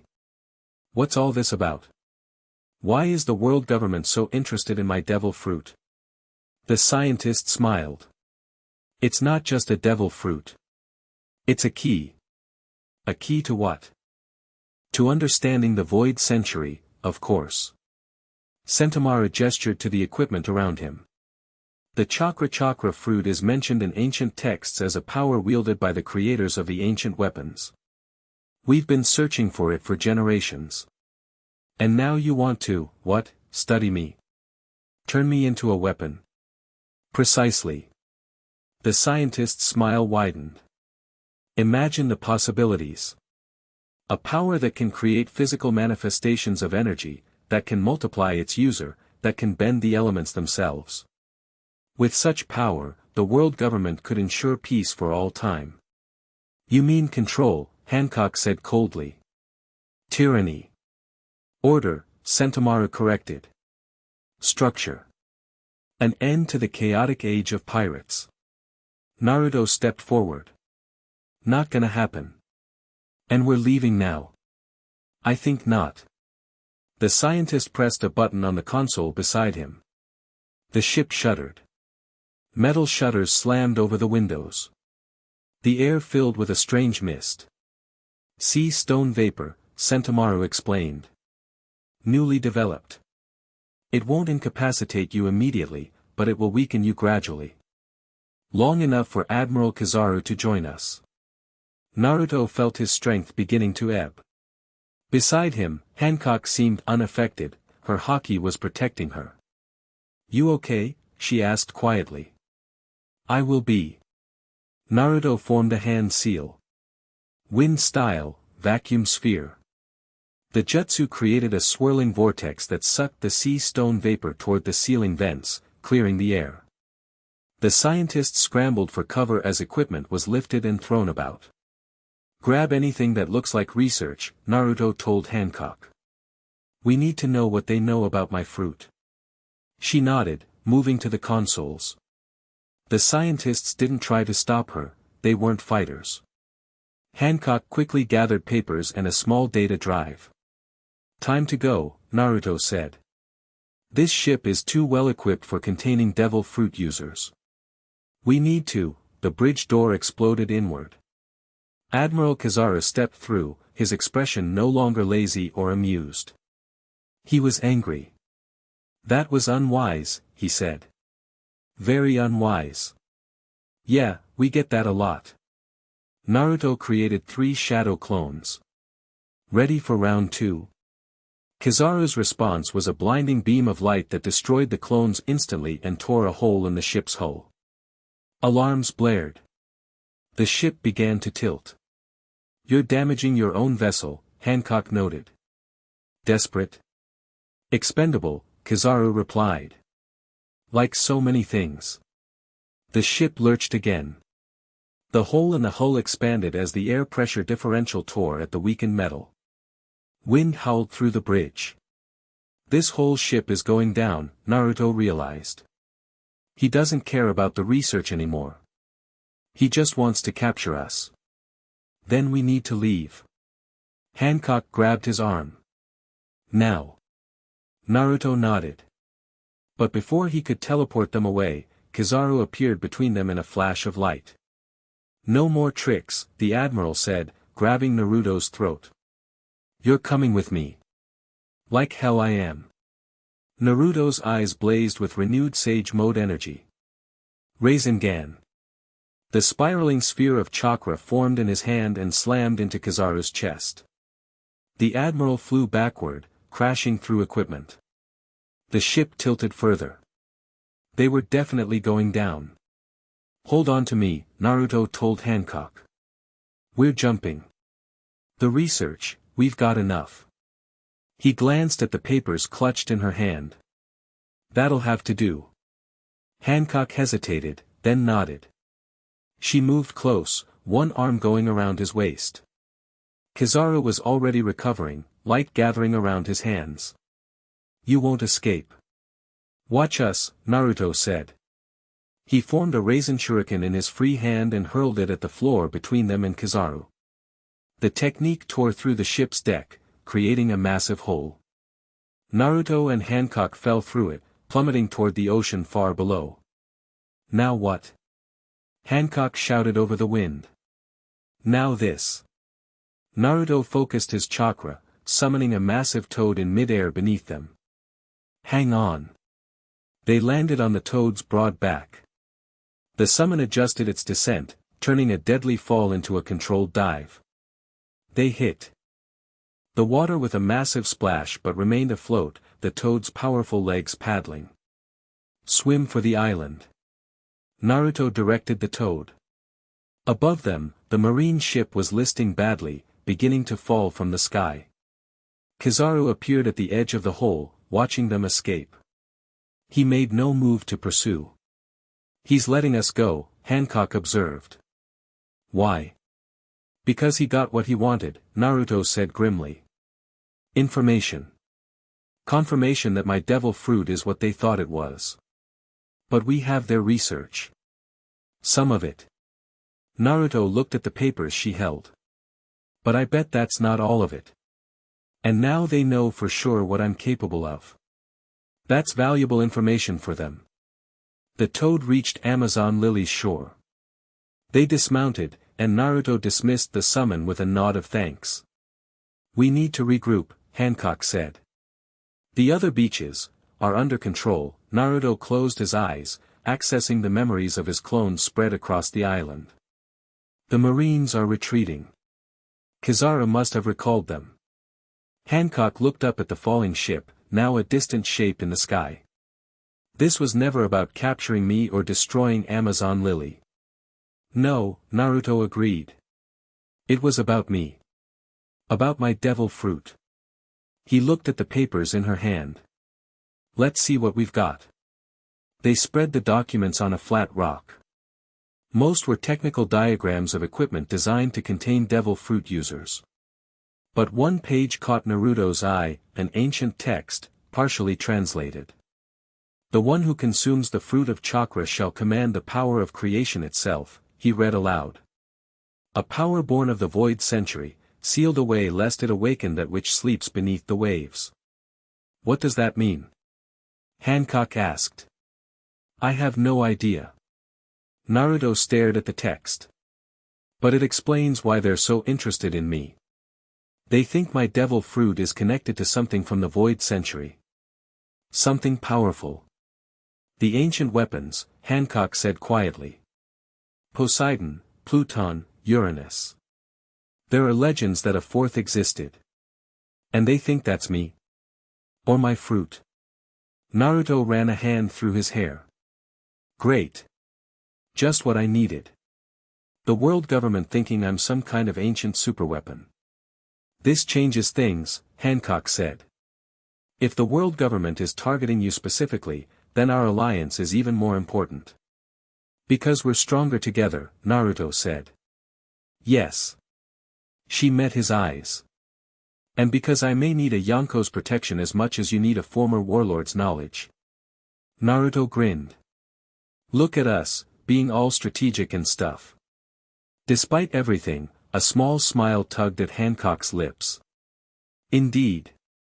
They gathered the papers and headed back toward the city. As they walked, Naruto glanced at Hancock. Thanks, by the way.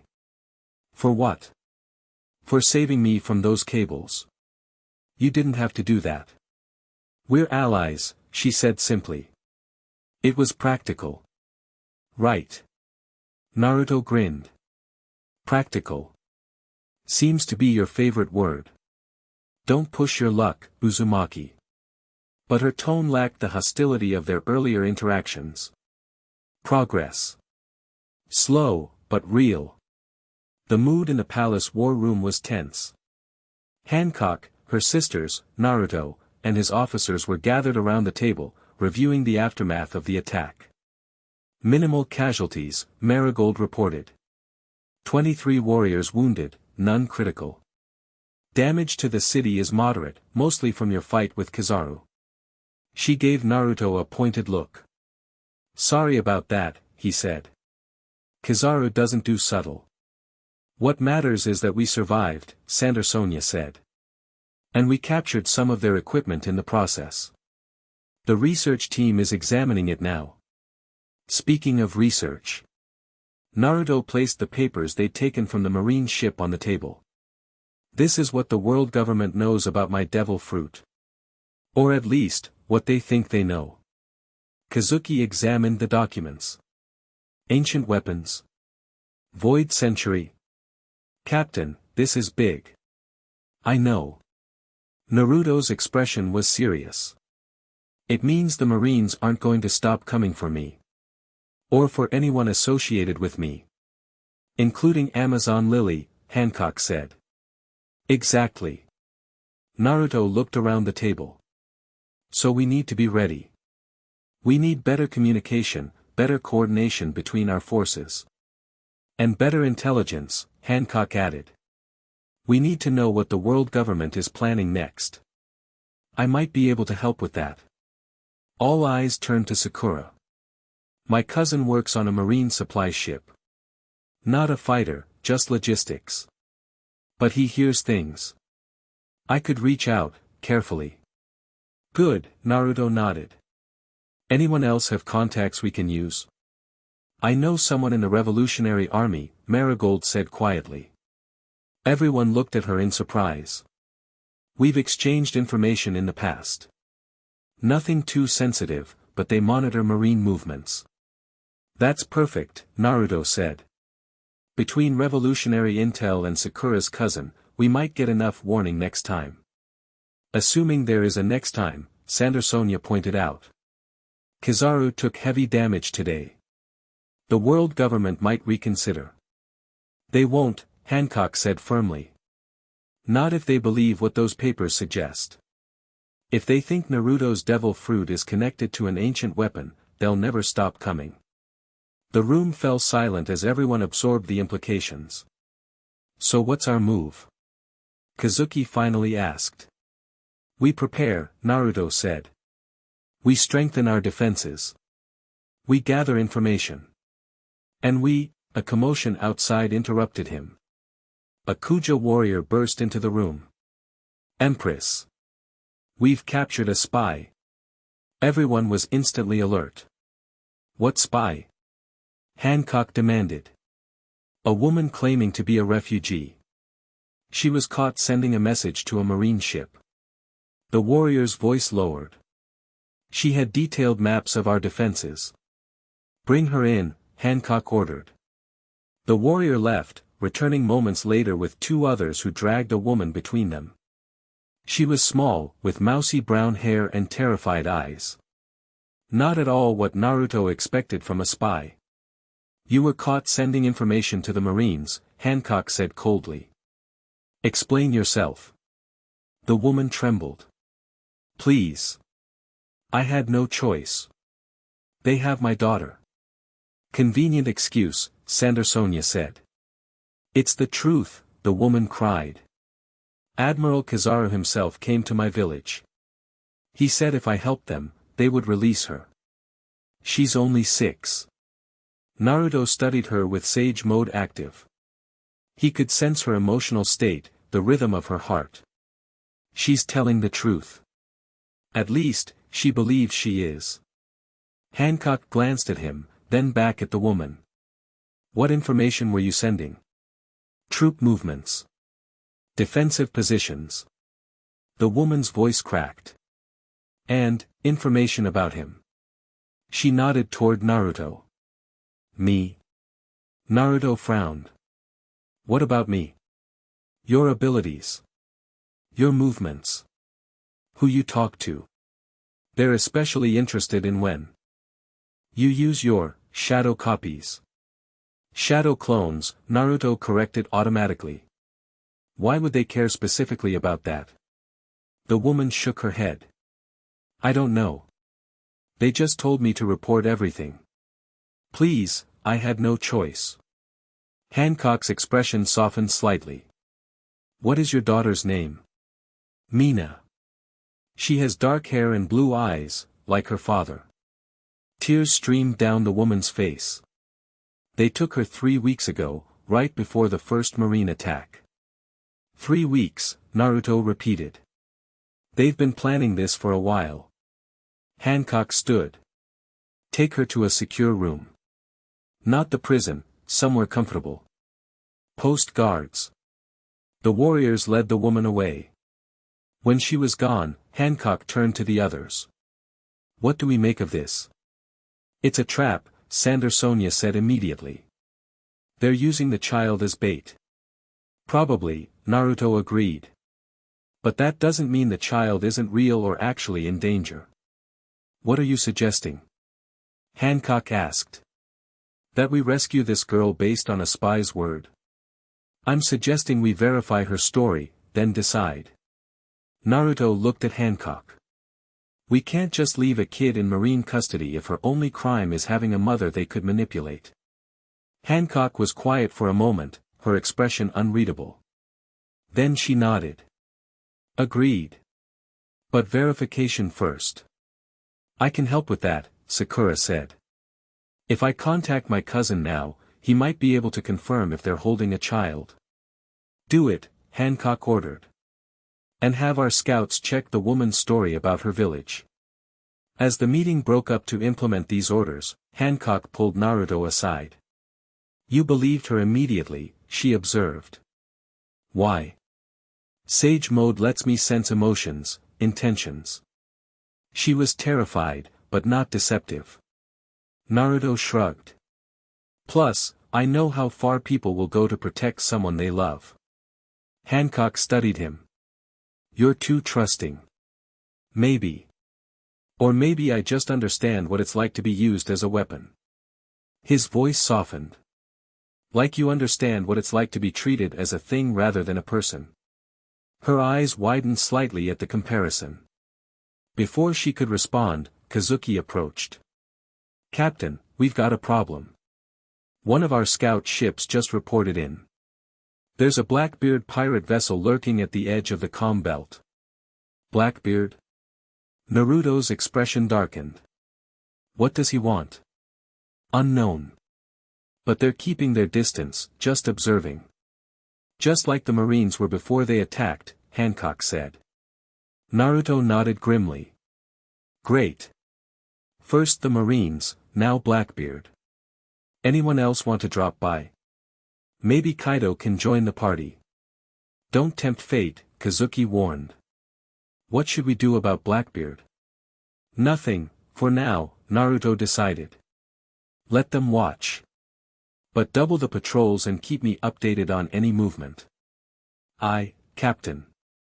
When Kazuki left, Hancock turned to Naruto. You history with Blackbeard? Some. We've never fought directly, but we've had encounters. Naruto's expression was unusually serious. He's dangerous in a way most pirates aren't. There's something wrong with him. His devil fruit abilities are unusual, Hancock agreed. The power to negate other abilities, to absorb them. It's more than that. It's like. Naruto searched for the words. Like there's something dark inside him. Something hungry. Hancock considered this. If he's interested in you, it may be because of what we learned today. About your devil fruit being connected to the ancient weapons. Maybe. Naruto looked troubled. Or maybe he just wants to add my power to his collection. Either way, his presence complicates things. Story of my life. Naruto attempted a smile. Never a dull moment being a Yonko, huh? Indeed. Hancock actually returned the small smile. Nor being a pirate empress. They stood in surprisingly comfortable silence for a moment. Then Naruto yawned, the exhaustion of the day finally catching up to him. You should rest, Hancock said. We both should. Tomorrow will bring new challenges. Yeah, probably. Naruto hesitated. Thanks again. For today. For having my back. Against Kizaru. As I said, we're allies now. Hancock's voice was softer than usual. It was the practical choice. Right. Naruto grinned. Practical. As they parted ways, Naruto couldn't help feeling that something had changed between them. Not friendship, exactly. But something. A beginning, maybe. Or maybe he was just tired and imagining things. Either way, tomorrow would indeed bring new challenges. The Marines.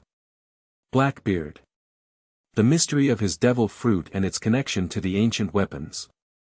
But for now, sleep called. The rest could wait until morning. Chapter 3, Heart of the Maelstrom. Morning sunlight streaked across Amazon Lily as Kuja warriors and Maelstrom pirates worked side by side repairing buildings damaged in the marine attack.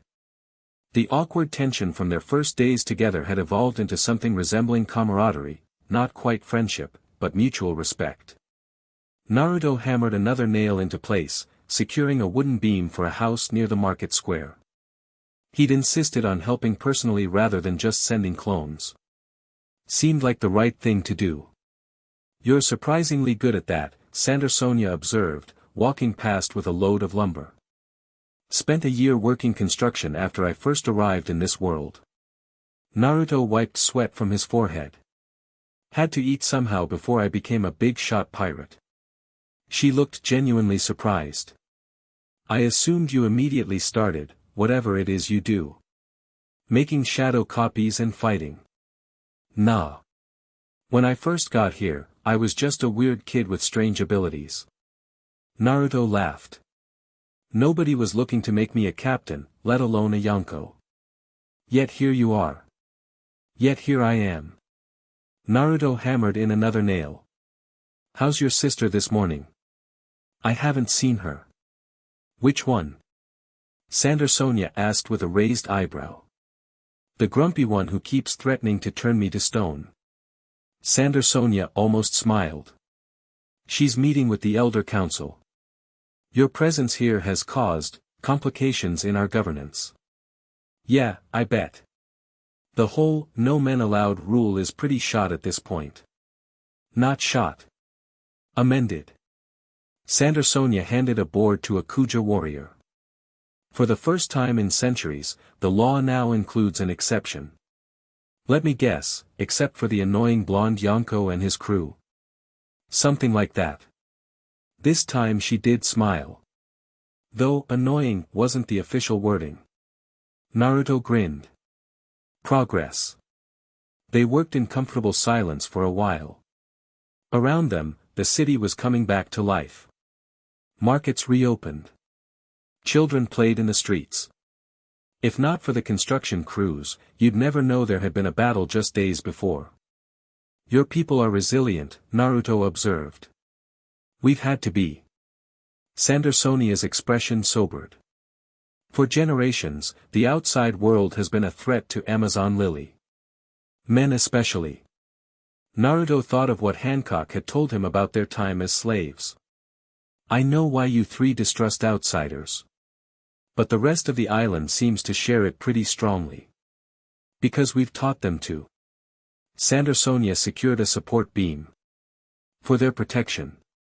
The world government, pirates, slavers, all have tried to claim Amazon Lily or its women at some point. Distrust of outsiders has kept us safe." "Until now," Naruto said quietly. "Until now," she agreed. A commotion at the edge of the square drew their attention. Hancock had arrived with her council of elders, older Kuja warriors with stern expressions. They were touring the reconstruction, stopping occasionally to speak with workers. Naruto couldn't help watching her. Even among her people, Hancock stood apart, taller, prouder, her presence commanding attention without effort. The morning light caught in her hair, making it gleam like polished obsidian. "You're staring," Sandersonia said, amusement in her voice. "I am not." Naruto returned to his hammering with renewed focus. "Just checking on reconstruction progress." "Of course. My mistake." Naruto felt Hancock's eyes on him before he saw her. He looked up to find her walking toward them, the elders. Trailing behind like a cautious honor guard. "Uzumaki," she greeted. No warmth, but no hostility either. Progress indeed. "Morning, Hancock. Just helping fix up the place." He gestured to the half-repaired house. "Your people do good work." "As do yours," she acknowledged, glancing toward where Kazuki was directing a team of Maelstrom pirates and Kuja warriors on a more complex repair. The merchant district should be functional by tomorrow. Ahead of schedule then. Nice. An elder stepped forward, eyeing Naruto suspiciously. Empress, is this the man responsible for our current difficulties? This is the fifth Yonko, Hancock replied neutrally. Our ally against the world government. An alliance we never approved, the elder said, her wrinkled face set in disapproval. One I made for the safety of Amazon Lily. Hancock's voice took on the imperial tone she used when her authority was questioned. Unless you'd prefer I return us to warlord status? Submit once again to the world government's demands? The elder stepped back, properly chastised. Of course not, Empress. I merely express concern. Your concern is noted. Hancock turned back to Naruto. The spy is asking for you. Me? Naruto set down his hammer. Why? She believes you're the only one who truly believed her story about her daughter. I'm guessing Sakura hasn't heard back from her marine contact yet. Hancock shook her head. Nothing yet. But our scouts confirmed the woman's village exists. Merrywood Island, small farming community in the South Blue. That's something at least. Naruto dusted off his hands. I'll talk to her, see what else she knows. I'll accompany you, Hancock said. It wasn't a question. They walked together through the city, a strange pair, the pirate empress and the fifth Yonko. Citizens stopped to bow to Hancock, then stared curiously at Naruto. Some children even waved. He waved back, earning disapproving glances from their parents. Your people are warming up to me, Naruto observed. Don't flatter yourself. They're merely acclimating to the novelty. Aha. Then why did that little girl have a stuffed doll that looked suspiciously like me? Orange outfit and everything. Hancock's lips twitched. Children have overactive imaginations. Children have surprisingly good taste is what you mean. They reached the guest house where the spy was being held. It was comfortable but heavily guarded. Inside, they found the woman sitting by a window, staring out at the ocean. Lena, Hancock said, using the spy's name for the first time. You asked to speak with the Yonko. The woman turned. She looked better than when they'd first caught her, less terrified, though still worried. Yes. Thank you for coming. What's up? Naruto dropped into a chair across from her, deliberately casual. Got more info for us? Not exactly. Lena twisted her hands nervously. I wanted to ask, do you believe you can save my daughter? Truly. Naruto studied her for a moment. I don't know, he said honestly. I don't even know for sure where she is. But if we can find her, then yeah, I think we have a good shot. Why would you help us? After what I did. Because it's not Mina's fault the Marines used you. Naruto leaned forward. And because I don't leave kids in danger if I can help it. Lena's eyes filled with tears. The Marines said you were a monster. A demon who creates copies of himself to devour his enemies. Naruto laughed. Well, I do make copies, but the devouring part is new. He created a small shadow clone right there in the room, just the size of a doll. It waved at Lena, then dispelled in a puff of smoke. They're terrified of you, Lena said quietly. The officers who briefed me. They tried to hide it, but I could tell. Good. They should be.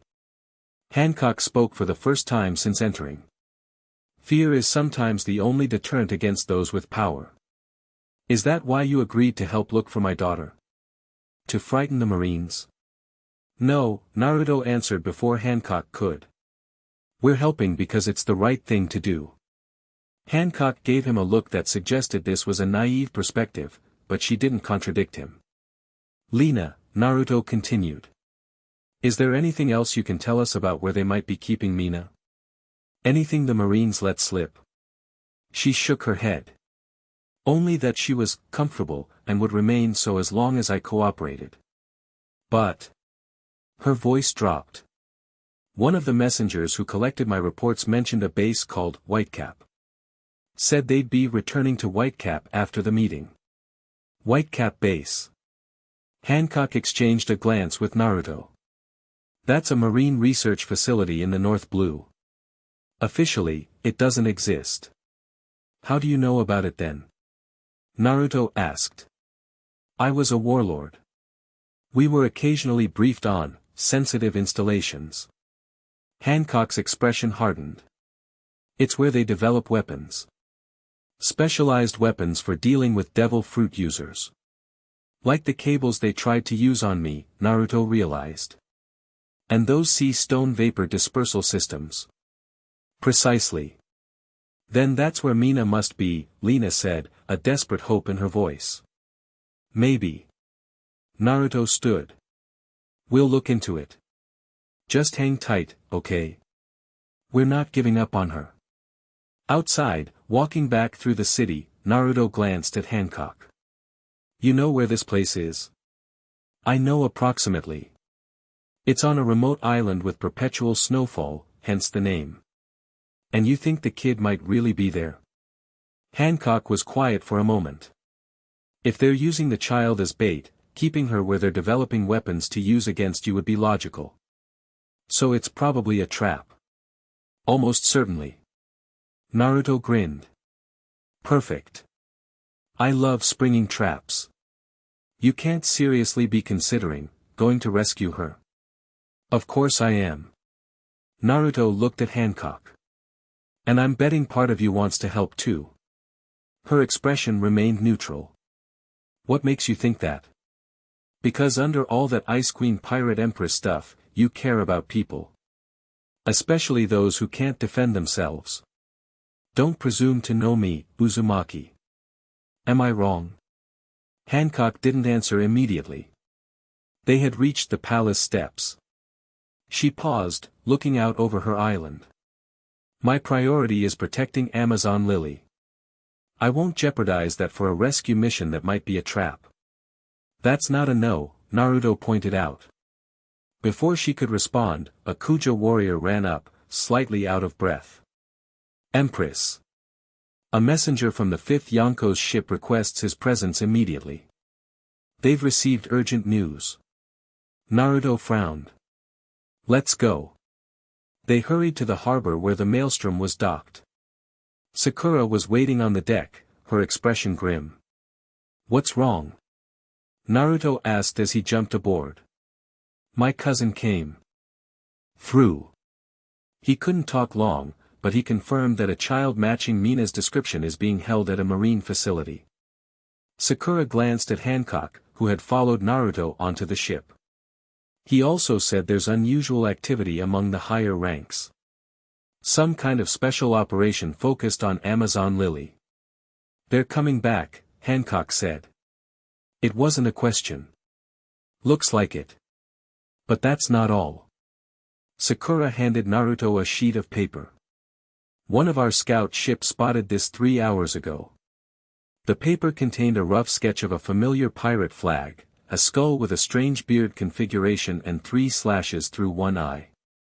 Blackbeard, Naruto muttered. Moving closer. Much closer. The ship that was observing from a distance has been joined by 2 more.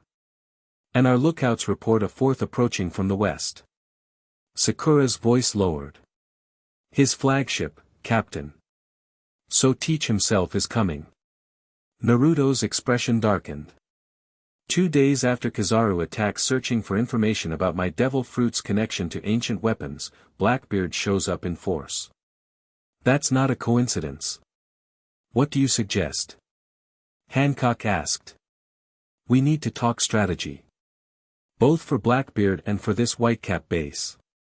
Naruto looked between the women. War room in an hour. Bring your sisters and best warriors. We'll bring our officers. Hancock nodded. 1 hour. The palace war room was crowded with the combined leadership of Amazon Lily and the Maelstrom pirates. Maps covered the central table, and tension filled the air. Blackbeard's fleet is here, Kazuki pointed to markers on the map showing positions around Amazon Lily. 4 ships, including his flagship, approaching from different directions. Classic encirclement pattern.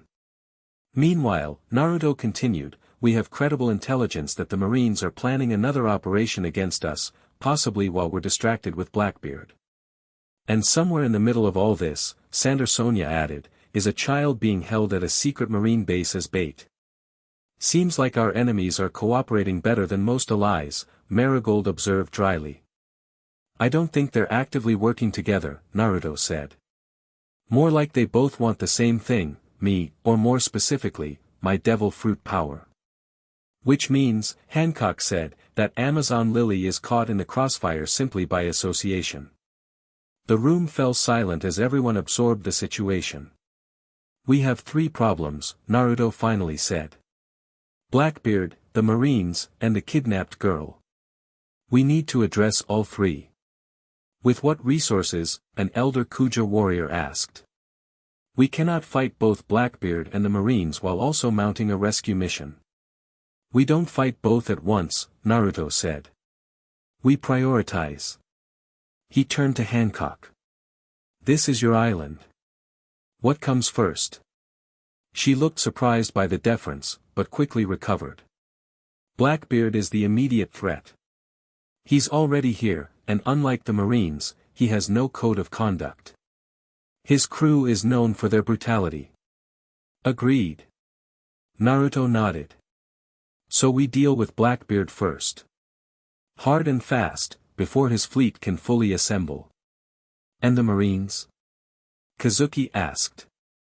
We need more intelligence on their plans before we can counter them effectively, Hancock replied. Marigold, contact your Revolutionary Army source. See what they know about troop movements. And the girl? Sakura asked quietly.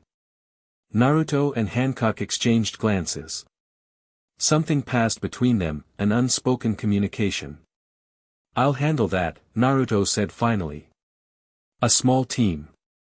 In and out before anyone knows we were there. You can't leave Amazon Lily on the eve of Blackbeard's arrival, Sonia protested. I won't.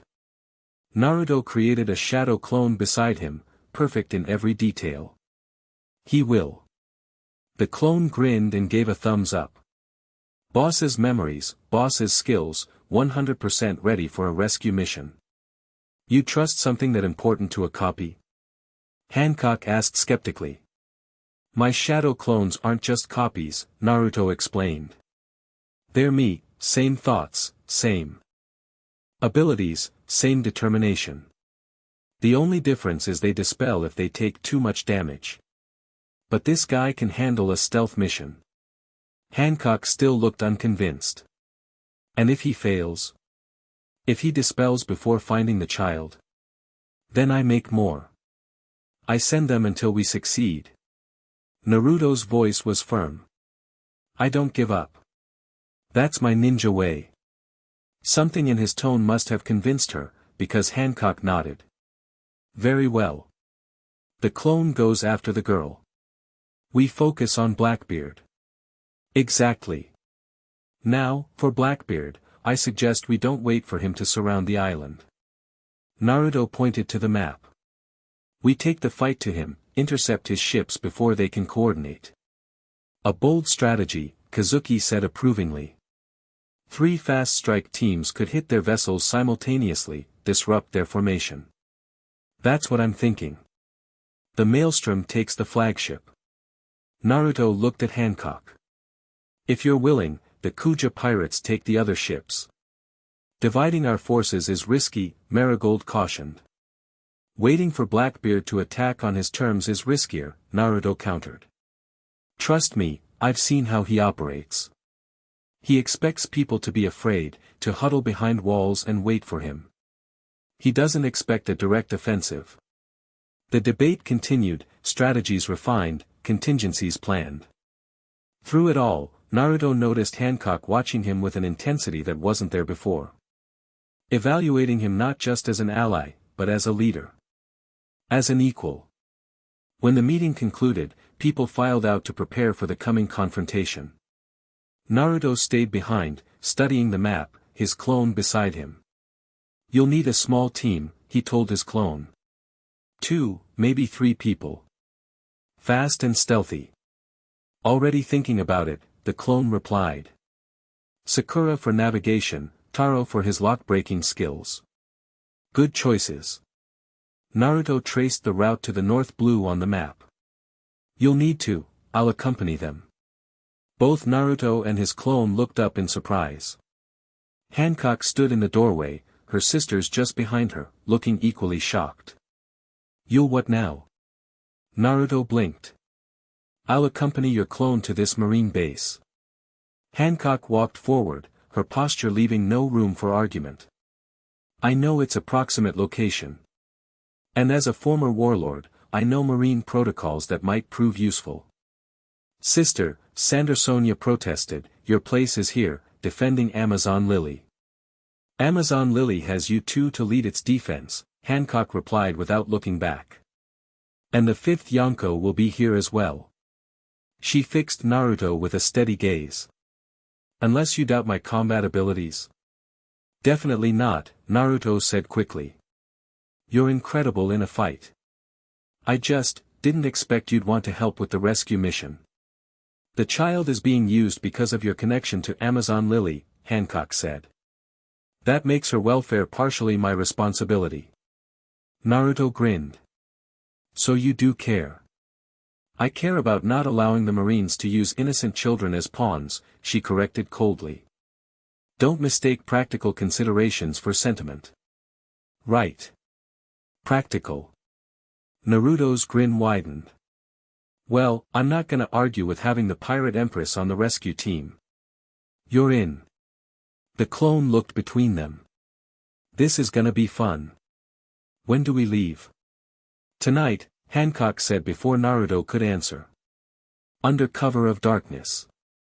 We'll take my personal ship, it's faster than yours and designed for stealth." "Works for me." The clone gave another thumbs up. "I'll tell Sakura and Taro to be ready." As the clone left to make preparations, Naruto studied Hancock. "The real reason," he said quietly. "Why are you really going?" Her sisters had left, leaving them alone in the war room. Hancock's mask of imperial detachment slipped just slightly. "Because I was that child once," she said, her voice barely audible. "Helpless. Used as a pawn by powerful people. No one came for us until it was almost too late."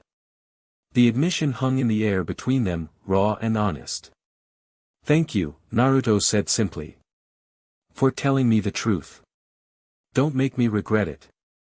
Her walls came back up, Empress mode re-engaged. "Now, about Blackbeard, your plan to intercept his ships is sound, but we should discuss contingencies if he reaches the island." They returned to planning, but something had changed between them. A trust, fragile but real, was beginning to form. Night fell over Amazon Lily. The rescue team, Naruto's clone, Hancock, Sakura, and Taro, departed on the Kuja stealth ship, a sleek vessel designed for speed and silence. Meanwhile, the Real Naruto stood at the helm of the Maelstrom, watching Blackbeard's flagship through a spyglass. The massive ship, the Saber of Xebec, had dropped anchor just beyond Amazon Lily's territorial waters. Lights blazed from its decks, music and raucous laughter carrying across the water. "They're not even trying to hide," Kazuki observed. "Because Teach wants us to know he's here." Naruto lowered the spyglass. "He's sending a message." "What kind of message justifies bringing his flagship and 3 other ships?" "The kind that says, I want what you have." Naruto's expression was grim. "Blackbeard doesn't do subtle. If he's here, he's after something specific." "Your devil fruit," Kazuki guessed. "Probably. The timing's too perfect, right after the Marines confirm some connection between the Chakra Chakra fruit and ancient weapons." "So what's the plan, Captain? Still want to take the fight to him?" Naruto nodded. "At dawn. Let them party all night, get sloppy. We hit them when they're hungover and unprepared. And if he's expecting that? Then we improvise, Naruto grinned. It's what we do best. Below deck, the crew prepared for battle. Weapons were sharpened. Cannon loaded. Medical supplies readied. The mood was focused but light. Maelstrom pirates didn't scare easily, especially not with their captain aboard. Naruto checked in with each department, joking with crew members, offering encouragement, radiating the confidence that had made him a Yonko despite his relatively young age. Finally, he returned to the deck and settled against the railing, watching Blackbeard's ship. Observation Haki extended his senses, letting him feel the presence of hundreds of pirates aboard the enemy vessel. Strong ones, too. Blackbeard didn't employ weaklings. In the palace behind him, the Kuja warriors were similarly preparing, led by Sandersonia and Marigold. The Snake Sisters had proven to be excellent military commanders, organizing their forces with precision. Captain, May's voice interrupted his thoughts. The cook handed him a bowl of ramen. You haven't eaten since breakfast. Can't fight on an empty stomach. Thanks, May. Naruto accepted the food gratefully. How's the crew doing? Fired up. Nobody likes Blackbeard. She leaned against the railing beside him. Word is you sent a clone with the Pirate Empress on some secret mission. Rescue mission. Kid being held by Marines. May stirred her own bowl of noodles. The Empress doesn't strike me as the rescuing type. There's more to her than most people see, Naruto said between bites. Clearly you're seeing something the rest of us aren't. May gave him a sideways look. You like her. Naruto nearly choked on his noodles. What? No. I mean, as an ally, sure, but, save it, Captain. May laughed. I've known you 3 years. You get this look when you're interested in someone. I do not have a look. You absolutely do. Kind of dopey, but endearing. Great. Thanks for that. Just saying, there are worse matches in the world. May collected his empty bowl. The Ice Empress and the Sunny Yonko. Has a nice ring to it. Okay, that's enough commentary from the peanut gallery, Naruto said, but he was smiling. Go feed the rest of the crew. Aye, Captain. May headed back to the galley, leaving Naruto alone with thoughts he'd been trying to avoid. Did he like Hancock? Sure, she was beautiful, anyone with eyes could see that. And strong, and proud, and fiercely protective of her people. When she let her guard down, there were moments of vulnerability and honesty that drew him to her. But she was also stubborn, distrustful, and had made it clear she considered men slightly less desirable than sea urchins. Complicated, Naruto muttered to himself. He put those thoughts aside as Kazuki approached with the Night's Watch rotation. Time to focus on the coming battle, not whatever confusing feelings might be developing. Blackbeard would make his move soon. And when he did, Naruto would be ready. Dawn broke over Amazon Lily with streaks of crimson and gold. Perfect weather for a sea battle. The Maelstrom sailed quietly from the harbor, flanked by 2 Kuja warships. Their target, Blackbeard's flagship. Meanwhile, 4 more Kuja vessels approached the other Blackbeard ships from different directions, executing the plan they developed in the war room. Naruto stood at the bow, sage mode active, sensing the energy of the pirates ahead. Most were still sleeping or hungover, just as he predicted. But not all. Blackbeard's awake, he told Kazuki. And he's expecting us. How can you tell? I can feel his energy. He's waiting on the deck, facing our direction. Naruto frowned. And he's not alone. His top commanders are with him. Should we adjust the plan? No. We stick with it. Just be ready for anything. As they drew closer, the massive shape of the saber of Xebec became clearer. It was nearly twice the size of the Maelstrom, black sails billowing in the morning breeze. Pirates began appearing on deck, alerted to their approach.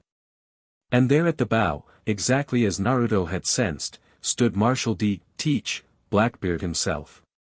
A mountain of a man with a wild beard and a predatory grin. Zihahaha. His laugh carried across the water.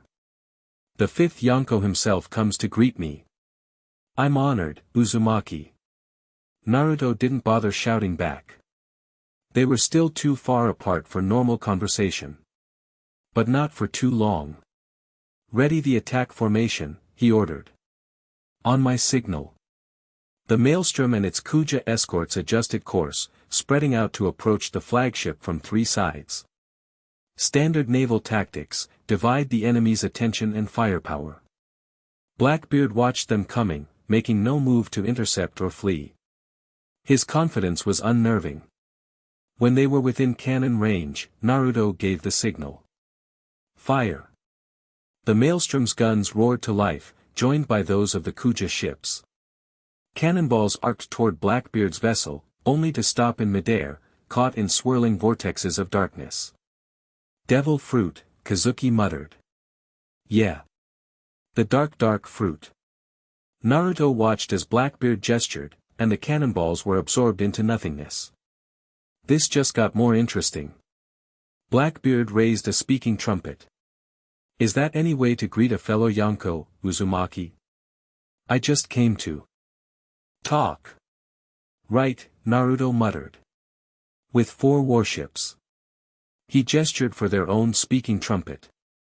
What do you want, Teach? Just a friendly chat about old legends. Ancient weapons. The Void Century. Blackbeard's laugh boomed across the water. Things the world government is mighty interested in these days. So he did know. Somehow, Blackbeard had learned about the connection between Naruto's devil fruit and the ancient weapons. Which meant the information had leaked beyond marine channels. Nothing to talk about. Naruto called back. Now take your ships and leave Amazon Lily's waters. Or what? You'll throw those fancy spinning balls of yours at me? Blackbeard's grin widened. I've been studying you, Uzumaki. Learning your tricks. You're strong, but I wonder, what happens when darkness swallows chakra? Without warning, Blackbeard thrust his hand forward. The air between the ships distorted, darkness spreading like spilled ink across the water. A powerful gravitational pull emanated from it, drawing the smaller ships toward the flagship. He's using the dark fruit to pull us in.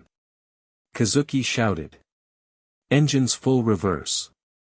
The Maelstrom's paddle wheels churned frantically, fighting against the pull. The Kuja ships were doing the same, but one was already being dragged into the darkness. I've got this. Naruto created 50 shadow clones.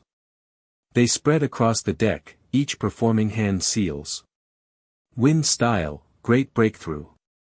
The combined wind techniques created a massive counterforce, pushing against Blackbeard's gravitational pull. The ships slowed their involuntary approach, but didn't stop completely. Blackbeard laughed again. Impressive. But futile. The darkness expanded, covering more of the ocean's surface. The pull intensified. The maelstroms would groan under the strain. Plan B, Naruto decided. If he wants to pull us in, let's give him something to regret. He turned to his crew. Prepare for close combat. When we get pulled alongside, we board them. The pirates cheered, weapons raised. This was the kind of direct approach they understood. Multi-shadow clone jutsu. Hundreds of clones filled the maelstrom's deck, ready to swarm Blackbeard's ship. The Kuja vessels, seeing Naruto's strategy, prepared their own boarding parties. As they were inexorably drawn toward the flagship, Naruto focused his chakra, entering sage mode. He'd need every advantage against Blackbeard.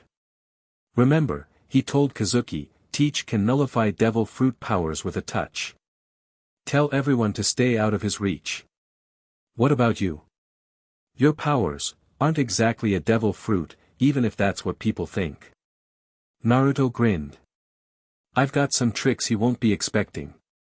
The ships were almost touching now, Blackbeard's massive vessel dwarfing the maelstrom. Pirates lined both rails, weapons drawn, insults flying. Zihahaha. Come aboard, Uzumaki. Let's see what you're really made of. Blackbeard stood at the center of his deck, darkness swirling around his massive form. You heard the man, Naruto told his clones. Let's not keep him waiting. The clones charged, leaping the gap between ships. The real Naruto followed, orange pigmentation around his eyes, chakra swirling visibly around his form. Chaos erupted as the boarding parties clashed. Steel rang against steel. Guns fired. Devil fruit powers activated on both sides. Blackbeard's crew was strong, among the strongest in the New World. But the combined forces of the Maelstrom pirates and Kuja warriors were their equal. The battle spread across the massive deck of the Saber of Xebec, neither side gaining a clear advantage. Through the melee, Naruto fought his way toward Blackbeard.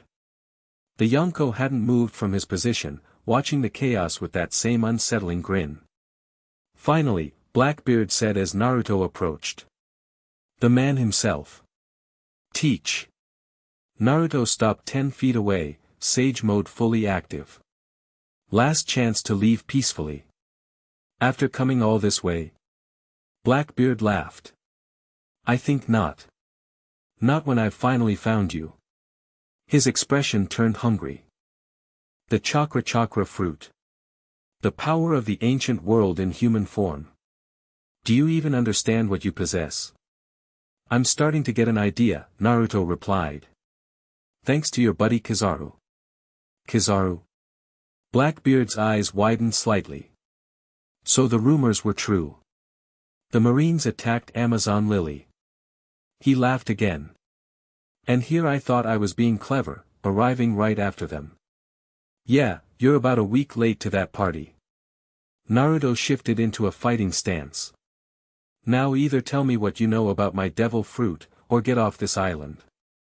So impatient. Blackbeard raised his hands, darkness gathering around them. But if it's a fight you want. He struck without warning, a wave of gravitational force surging toward Naruto. With Sage Mode enhancing his reflexes, Naruto dodged, the attack hitting a mast behind him. The wood splintered and cracked under the pressure. Fast, Blackbeard acknowledged. But can you avoid darkness itself? The deck beneath Naruto's feet turned black, darkness rising like smoke to engulf him. He leaped, forming hand seals mid-air. Wind style, wind blade. The cutting wind sliced through the darkness, momentarily dispersing it. Blackbeard looked surprised, just for a second, but enough to tell Naruto something important. His attacks could affect Blackbeard's darkness. Interesting, Naruto muttered. Let's try something else. He created 10 shadow clones, each forming a Rasengan. They charged from different directions, forcing Blackbeard to defend multiple angles. The Yonko laughed, darkness expanding around him in a sphere. Your copies are impressive, but darkness devours all. The clones hit the darkness barrier. Most were immediately absorbed, their chakra dissipating. But 2 managed to push their Rasengans through, the spiraling energy cutting through the darkness like drills. Blackbeard grunted in pain as the attacks connected with his shoulders. He staggered back, his barrier faltering. So chakra can penetrate your darkness, Naruto observed. Good to know. A minor success, Blackbeard spat, his grin replaced by a scowl. But don't get cocky, boy. He slammed his hands onto the deck. Black hole. The ship itself began to warp and twist, wood splintering as gravitational forces tore at the structure. Pirates from both sides scrambled for stable footing as the deck buckled beneath them. He's going to destroy his own ship. Kazuki shouted from somewhere in the melee. He doesn't care, Naruto called back. Everyone fall back to the maelstrom. His crew began an organized retreat, covering each other as they went. The Kuja warriors did the same, professional even in withdrawal. Naruto stayed, facing Blackbeard amid the growing destruction. This doesn't end well for either of us, Teach. Your ship is breaking apart. Ships can be replaced. The power you hold cannot. Blackbeard's eyes glittered with dark hunger.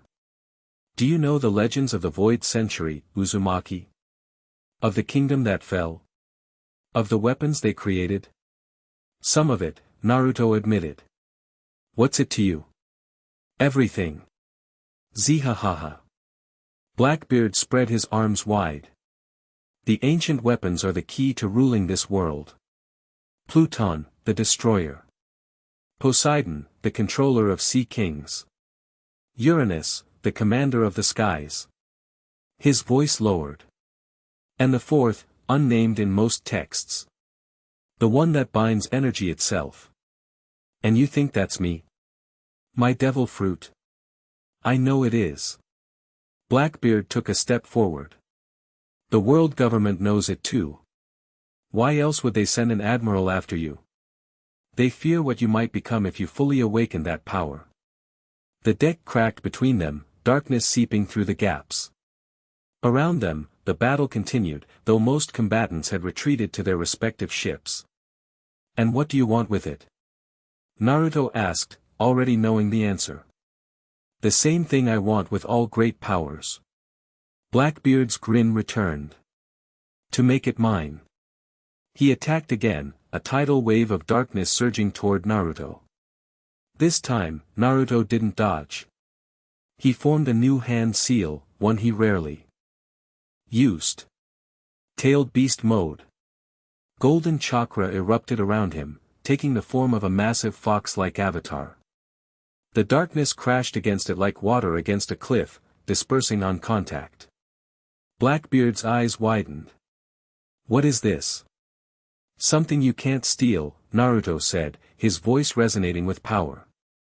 The Chakra Chakra fruit enhances what I already had. It doesn't define me. He extended a chakra arm, the golden energy stretching across the distance between them. Blackbeard raised darkness to block it, but the chakra cut through, grabbing him around the waist. Impossible, Blackbeard growled. No power should penetrate my darkness. Guess you don't know everything about ancient weapons after all, Naruto said. He lifted Blackbeard and slammed him down, cracking the deck further. The ship groaned, listing to one side as seawater began pouring through breaches in the hull. Captain. One of Blackbeard's commanders rushed forward, a man with a diamond-patterned body. The ship is going down. We need to retreat. Blackbeard struggled to his feet, blood trickling from his mouth. His eyes never left Naruto, that hungry look intensifying. This isn't over, Uzumaki, he promised. Not by a long shot. Maybe not, Naruto agreed. But round one goes to me. The diamond-bodied man, Jesus Burgess, if Naruto remembered correctly, helped Blackbeard toward the stern, where escape boats were being prepared.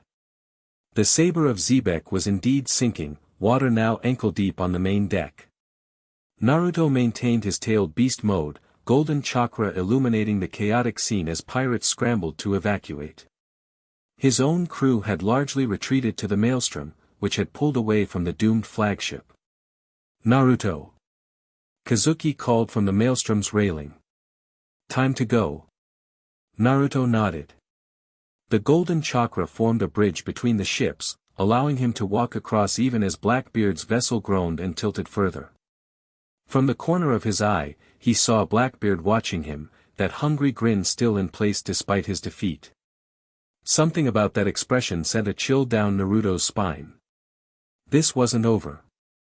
Not by a long shot. Back in Amazon Lily's harbor, the returning ships were greeted by cheers from the Kuja warriors.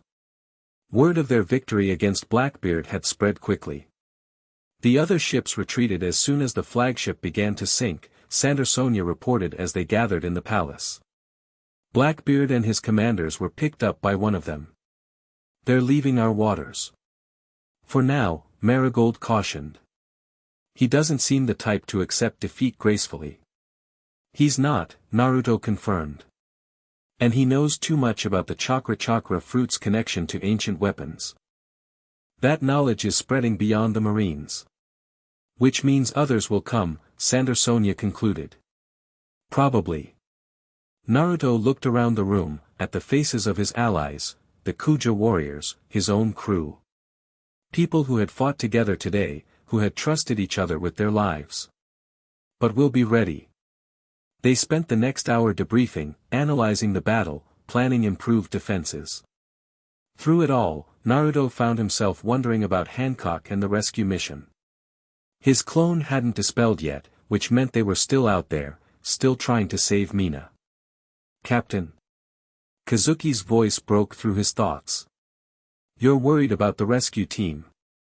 A bit, Naruto admitted. They should have reached Whitecap base by now.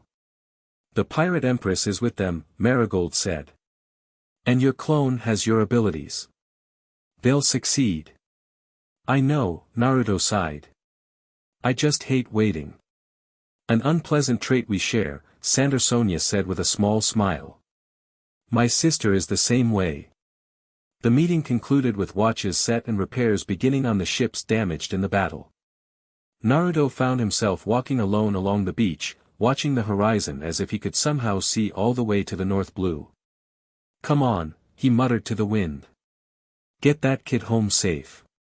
As if in response to his words, memories suddenly flooded his mind, not his own, but his clone's. The infiltration of Whitecap base. Sneaking past guards. Finding cells deep underground. A small girl with dark hair and blue eyes, terrified but brave. Hancock melting the locks with her marrow powers. Escape through service tunnels. Marines in pursuit. A desperate fight. And then, nothing. The clone had dispelled. No, Naruto breathed. No. He ran back toward the palace, fear driving him faster than he'd moved all day. Something had gone wrong. The clone had dispelled in the middle of the escape. Which meant either it had completed the mission and chosen to dispel, or it had been destroyed while they were still in danger. Naruto burst into the palace, startling the Kuja guards. I need a ship. Now. What's happened? Sandersonia emerged from a side room, alarmed by his entrance. The rescue mission, something went wrong. My clone dispelled during their escape. Naruto was already heading for the harbor. I need the fastest ship you have. Take my sister's personal vessel, Marigold said, joining them. The Swift Serpent.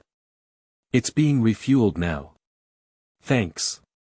Naruto created several shadow clones. These guys will stay here in case the Marines attack while I'm gone. They have all my abilities. How will you find them? Sandersonia asked as they hurried toward the harbor. My clone's last memories were in a marine base built into an ice cliff. Northern coast of an island shaped like a crescent. Naruto's jaw was set. I'll find it. We're coming with you, Marigold declared. No. Amazon Lily needs you here. Naruto stopped at the dock where the Swift Serpent was being prepared. Besides, I'll move faster alone. The Snake sisters exchanged glances, then nodded reluctantly. Bring our sister home, Sandersonia said. Count on it, Naruto promised. Within minutes, he was sailing out of the harbor, pushing the sleek vessel to its limits. The Swift Serpent lived up to its name, cutting through the water at impressive speed. But it wasn't fast enough. Not for Naruto's peace of mind. Hang on, he muttered. I'm coming. 3 days of hard sailing brought Naruto to the coordinates his clone had last registered. The island was just as he'd seen in the clone's memories, a crescent-shaped mass of rock and ice, perpetually shrouded in snow. Whitecap Base was built into the northern cliff face, partially concealed by the natural terrain. Naruto anchored the Swift Serpent in a hidden cove on the opposite side of the island, then proceeded on foot, using transformation jutsu to disguise himself as a marine officer. The base was on high alert. Marines patrolled in larger than normal groups, weapons ready. Something had them spooked. Naruto hoped. It was the escape of their prisoners, not their recapture. His disguise got him through the outer checkpoints. Inside, he extended his sage mode senses, searching for familiar chakra signatures. Hancock's presence was distinctive, powerful, focused, unlike anything else in this world.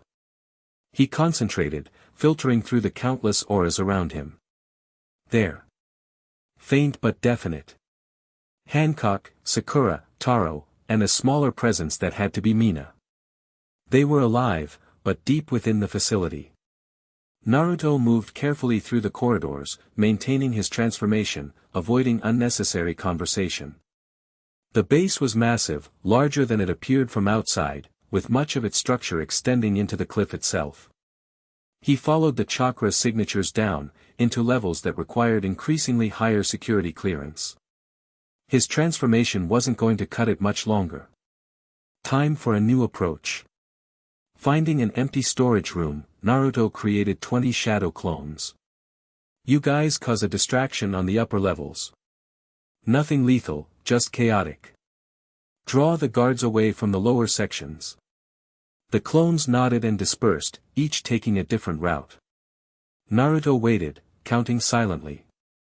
3 minutes later, alarms blared throughout the facility. His clones had begun their work. Marines ran past his hiding spot, heading upward toward the commotion.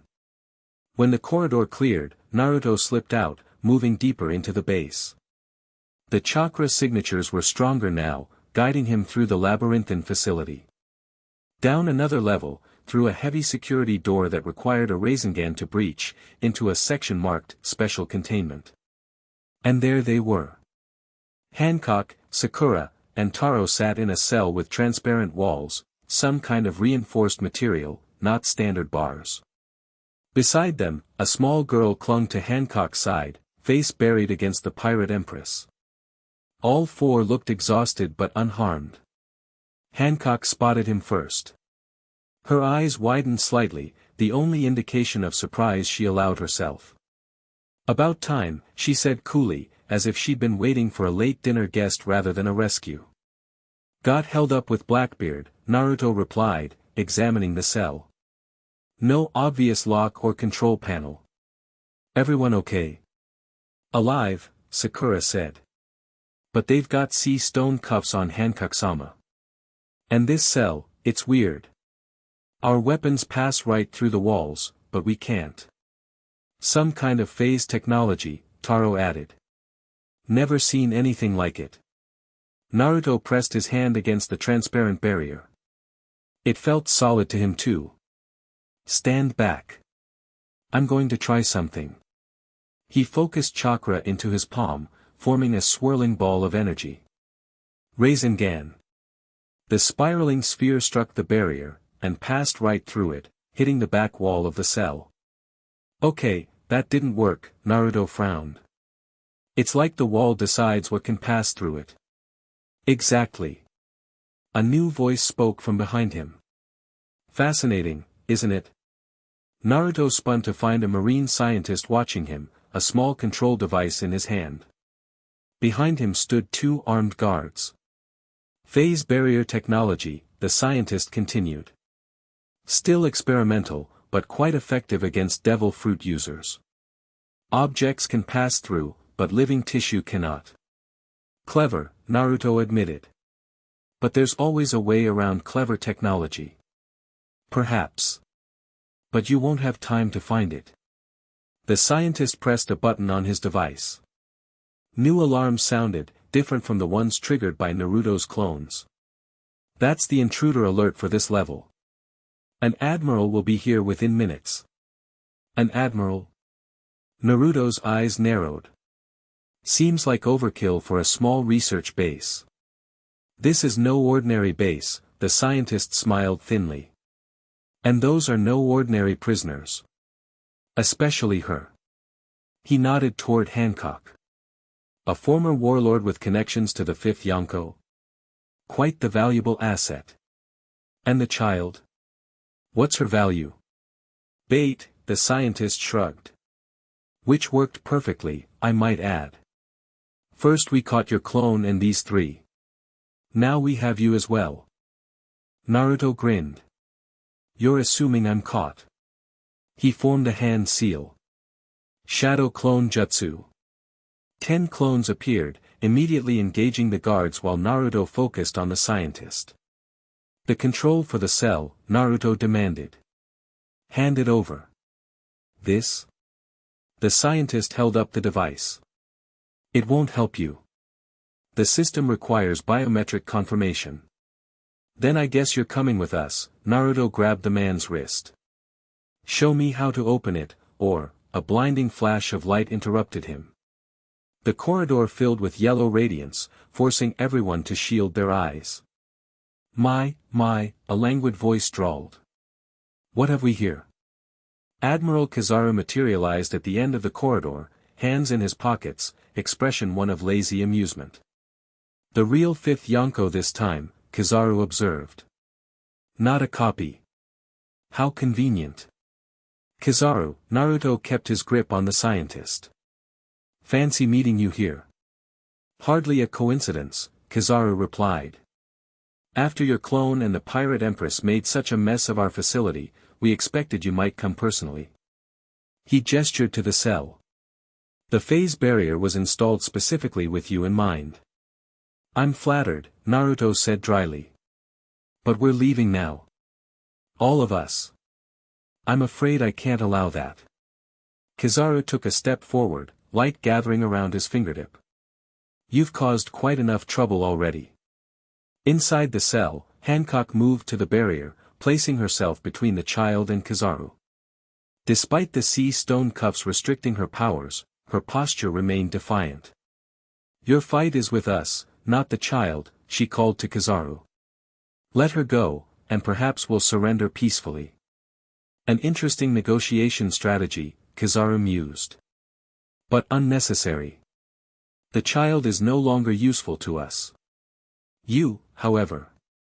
His gaze shifted back to Naruto. Both of you are coming with me to Mariehua. Mariehua? Naruto tensed. What does the Holy Land want with us?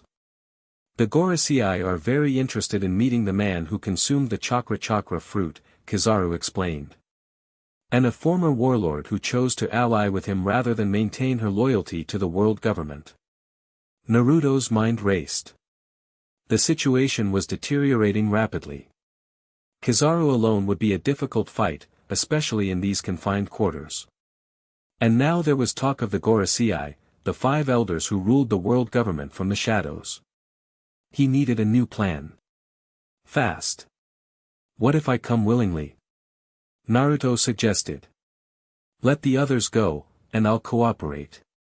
No fighting, no destroying your base. Kizaru raised an eyebrow. A noble sacrifice. But I have orders to bring in all of you. Orders can be reinterpreted, Naruto countered. 1 Yonko is worth more than a couple of pirates and a child. Naruto, no. Sakura called from the cell. Don't be a fool, Uzumaki, Hancock added, her voice tight with suppressed emotion. Kizaru seemed to consider the offer. It's tempting. Less paperwork if the base remains intact. He took another step forward. But I think not. The Pirate Empress is too valuable an asset to release. Worth a shot, Naruto shrugged. Then, without warning, he slammed a Rasengan into the floor. The explosion tore through the metal plating, exposing pipes and wiring beneath. Naruto immediately targeted the largest conduit, recognizing it as a power line from his clone's memories of the base's layout. Everyone down, he shouted. The corridor plunged into darkness as the power failed. Emergency lights flickered on seconds later, but by then Naruto had already moved. He tackled the scientist, pressing the man's hand against the control device, hoping the biometric scanner would still function on backup power. It did. The cell barrier flickered and disappeared. Run! Naruto yelled, creating more shadow clones to cover their escape. Kizaru recovered quickly, beams of light shooting from his fingers, destroying clones left and right. But the momentary confusion had given the prisoners enough time to exit the cell. Hancock, despite her sea-stone cuffs, managed to land a powerful kick on one of the guards. Taro and Sakura grabbed weapons from the fallen Marines. Mina clung to Hancock's leg, eyes wide with terror. This way. Naruto pointed to a service corridor his clone had discovered during their initial infiltration. It leads to an emergency exit. They ran, Naruto's clones forming a rearguard action against Kizaru.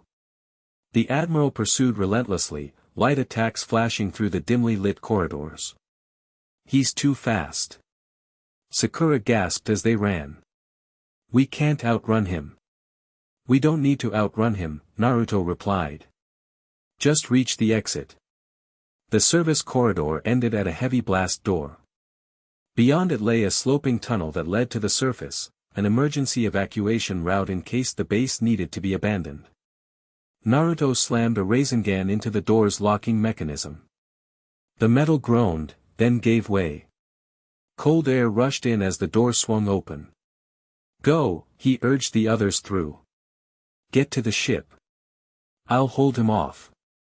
Not alone, Hancock stated firmly. She handed Mina to Sakura. Take the child. We'll follow.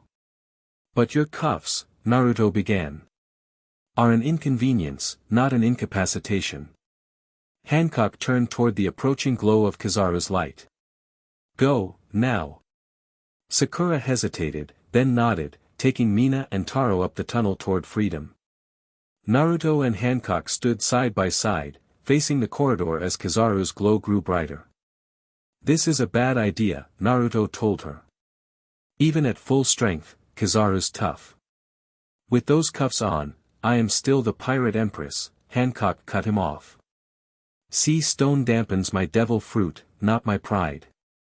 Kizaru appeared at the end of the corridor, his usual lazy expression replaced by one of mild irritation. Troublesome pirates, he sighed. Always making things so difficult. He raised a hand, light gathering at his fingertip. Yasukani sacred jewel. Thousands of light particles shot toward them like a machine gun barrage. Naruto stepped forward, chakra swirling around his hands. Wind style, vacuum wall. The compressed air formed a barrier, deflecting most of the light particles. Those that got through stung like burning needles where they struck his arms and chest. Kizaru frowned. Still standing. Impressive. He moved closer, light gathering around his leg. Let's try something with more impact. The kick came at light speed. Even with Sage Mode, Naruto barely tracked it. He managed to block, but the force sent him flying backward into the blast door, denting the metal. Hancock attacked next, her movements graceful despite the cuffs. She couldn't turn Kizaru to stone, but her hockey-enhanced kicks were still devastating. The Admiral dodged most, but one connected with his shoulder, making him grimace.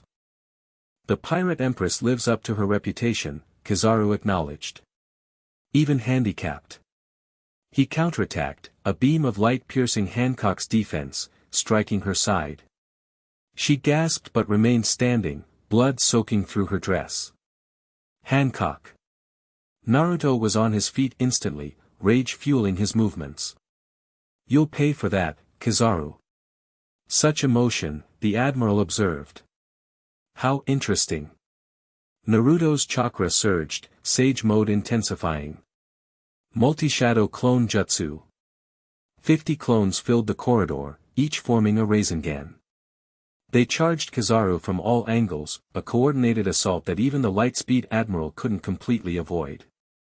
Several Rasengans connected, sending Kizaru tumbling back. But the Admiral recovered quickly, light enveloping his body as he shifted to his elemental form. Impressive, he said, reforming. But futile. He attacked again, this time targeting Hancock with a concentrated beam of light. Naruto moved without thinking, throwing himself between them. The beam pierced his shoulder, burning through flesh and bone.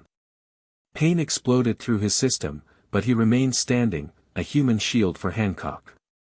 Naruto, she cried, using his first name for the first time. I'm fine, he gritted through clenched teeth. Just get those cuffs off. He created more clones, buying time as Hancock worked on her restraints. The sea stone cuffs had a mechanical lock, difficult to pick, but not impossible for someone with her dexterity. Kizaru destroyed the clones methodically, advancing step by step. Your determination is commendable, he said. But this ends now.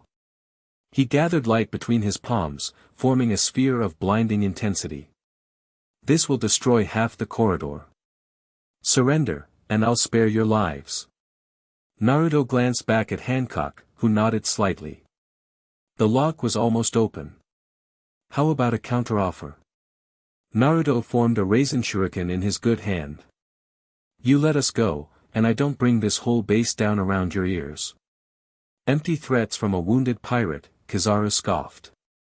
What could you possibly? A click interrupted him as Hancock's cuffs fell away. Her eyes gleamed with renewed power. Slave arrow. Heart-shaped projectiles shot toward Kizaru. The admiral dodged most, but one grazed his arm. The flesh began turning to stone immediately. What? Kizaru looked genuinely surprised. How did you break free? Never underestimate a woman's determination, Hancock said coldly. She turned to Naruto. Now. Together they attacked, Naruto's raisin shuriken and Hancock's perfume femur strike hitting Kizaru simultaneously. The admiral was thrown backward, crashing through the wall into an adjacent room. Time to go, Naruto grabbed Hancock's hand. He won't stay down long. They ran up the evacuation tunnel, Naruto's wound bleeding heavily. The cold air burned in his lungs, but freedom lay ahead, a small opening concealed among the ice cliffs. Sakura and Taro waited with Mina just outside, having fought off the guards posted at the exit. Captain. Sakura rushed to help support him. You're hurt bad. I'll live, Naruto managed a grin. Ship. This way, Taro pointed to a narrow path leading down the cliff. About half a mile to the cove. We need to hurry, Hancock urged, supporting Naruto's other side. Kizaru won't be far behind. They made their way down the treacherous path, ice and snow making each step perilous. Behind them, alarms continued to sound from the base. Searchlights swept the cliffs as Marines mobilized to recapture them. Almost there, Taro called as they rounded a bend, the cove coming into view. The swift serpent waited, exactly where Naruto had left it. But they weren't alone. A marine blockade had formed at the water's edge.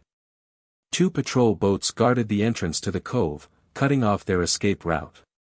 Of course, Naruto laughed weakly. Couldn't be too easy. We can fight through them, Sakura said, determination in her voice. No need. Hancock stepped forward, her powers fully restored. Perfume femur. Her kick sent a wave of heart-shaped energy toward the Marines. Those who looked directly at her, which was most of them, instantly turned to stone, frozen in poses of adoration. Wow, Taro whispered. That's something else. Yeah, Naruto agreed, admiration clear in his voice. She's something else. Hancock turned, catching his gaze. For a moment, something passed between them, understanding, respect, perhaps something more. Then she was all business again. Get to the ship. I'll clear the remaining resistance. They made their way down to the shore, Hancock systematically neutralizing any Marines who hadn't succumbed to her initial attack. Within minutes, the way to the swift serpent was clear. Everyone aboard, Naruto ordered, creating shadow clones to help prepare the ship for departure. We need to be gone before Kizaru recovers. As they worked to ready the vessel, a small hand tugged at Naruto's coat. He looked down to find Mina staring up at him with solemn blue eyes. You're bleeding, she said quietly. Just a scratch, Naruto assured her with a smile. Nothing to worry about. You saved me, she continued. Like Mom said you would. We all did, Naruto knelt to her level, wincing at the pain in his shoulder. Your mom was very brave.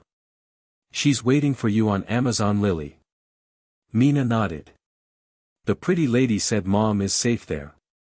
She glanced toward Hancock, who was scanning the cliffs for pursuit. Is she your girlfriend? Naruto choked slightly. No. We're friends. Allies. Oh. Mina looked skeptical. She looked really scared when you got hurt. Like Mom looks when she's worried about Dad. Before Naruto could respond to that observation, Hancock called from the bow. They're coming. Kizaru and at least 50 Marines. Sure enough, figures were descending the cliff path, led by the distinctive glow of the Admiral. Cast off. Naruto ordered. Everyone to stations. The swift serpent sails unfurled, catching the wind. The sleek vessel responded immediately, gliding toward the cove's entrance. The marine patrol boats moved to intercept, guns ready. Hancock stepped to the rail, her expression imperious. Mero mero mellow. The heart-shaped beam swept across both vessels. Every marine who met her gaze turned to stone instantly. The boats drifted aimlessly, their crews petrified. Impressive, Naruto said, joining her at the rail. Remind me never to get on your bad side. Too late for that, she replied, but there was no venom in her words. Her eyes went to his shoulder, where blood had soaked through his makeshift bandage. You need medical attention. It can wait until we're clear. It cannot. Her tone brooked no argument. Below. Now. Sakura can tend to it while we escape. Surprisingly, Naruto found himself obeying without protest. Perhaps it was blood loss making him compliant, or perhaps it was the genuine concern in Hancock's eyes. Sakura cleaned and bandaged the wound in the captain's cabin, her experienced hands working quickly. The beam cauterized most of it, she reported. But you've still lost a lot of blood. You need rest. After we're away from Kizaru, Naruto insisted. Above deck, they could hear Hancock shouting orders, guiding the ship through the narrow cove entrance and into open water. Despite never having commanded the swift serpent before, she handled it expertly. When Sakura finished, Naruto returned topside to find they had cleared the cove. The open ocean lay ahead, dark and inviting. Behind them, Kizaru stood at the water's edge, watching their escape with unreadable eyes. Why isn't he pursuing? Taro asked nervously. No suitable vessel, Hancock answered. We disabled the patrol boats, and he can't cross open water in his light form. Lucky us, Naruto said, though something about Kizaru's passive observation unsettled him. It wasn't like the Admiral to give up so easily. As if reading his thoughts, Hancock added, this isn't over. He'll report to headquarters. They'll send more ships, more admirals. Probably, Naruto agreed. But we'll be long gone by then. He took a moment to really look at her in the moonlight. Despite the battle, despite her injury, a bandage visible beneath her torn dress, Hancock stood tall and proud at the helm. The wind played with her long black hair, and her eyes reflected the stars above. She was, without question, the most beautiful woman he'd ever seen. But more than that, she was strong. Determined. Fierce in protection of those she deemed worthy. Thank you, he said simply. She glanced at him. For what? For coming on this mission.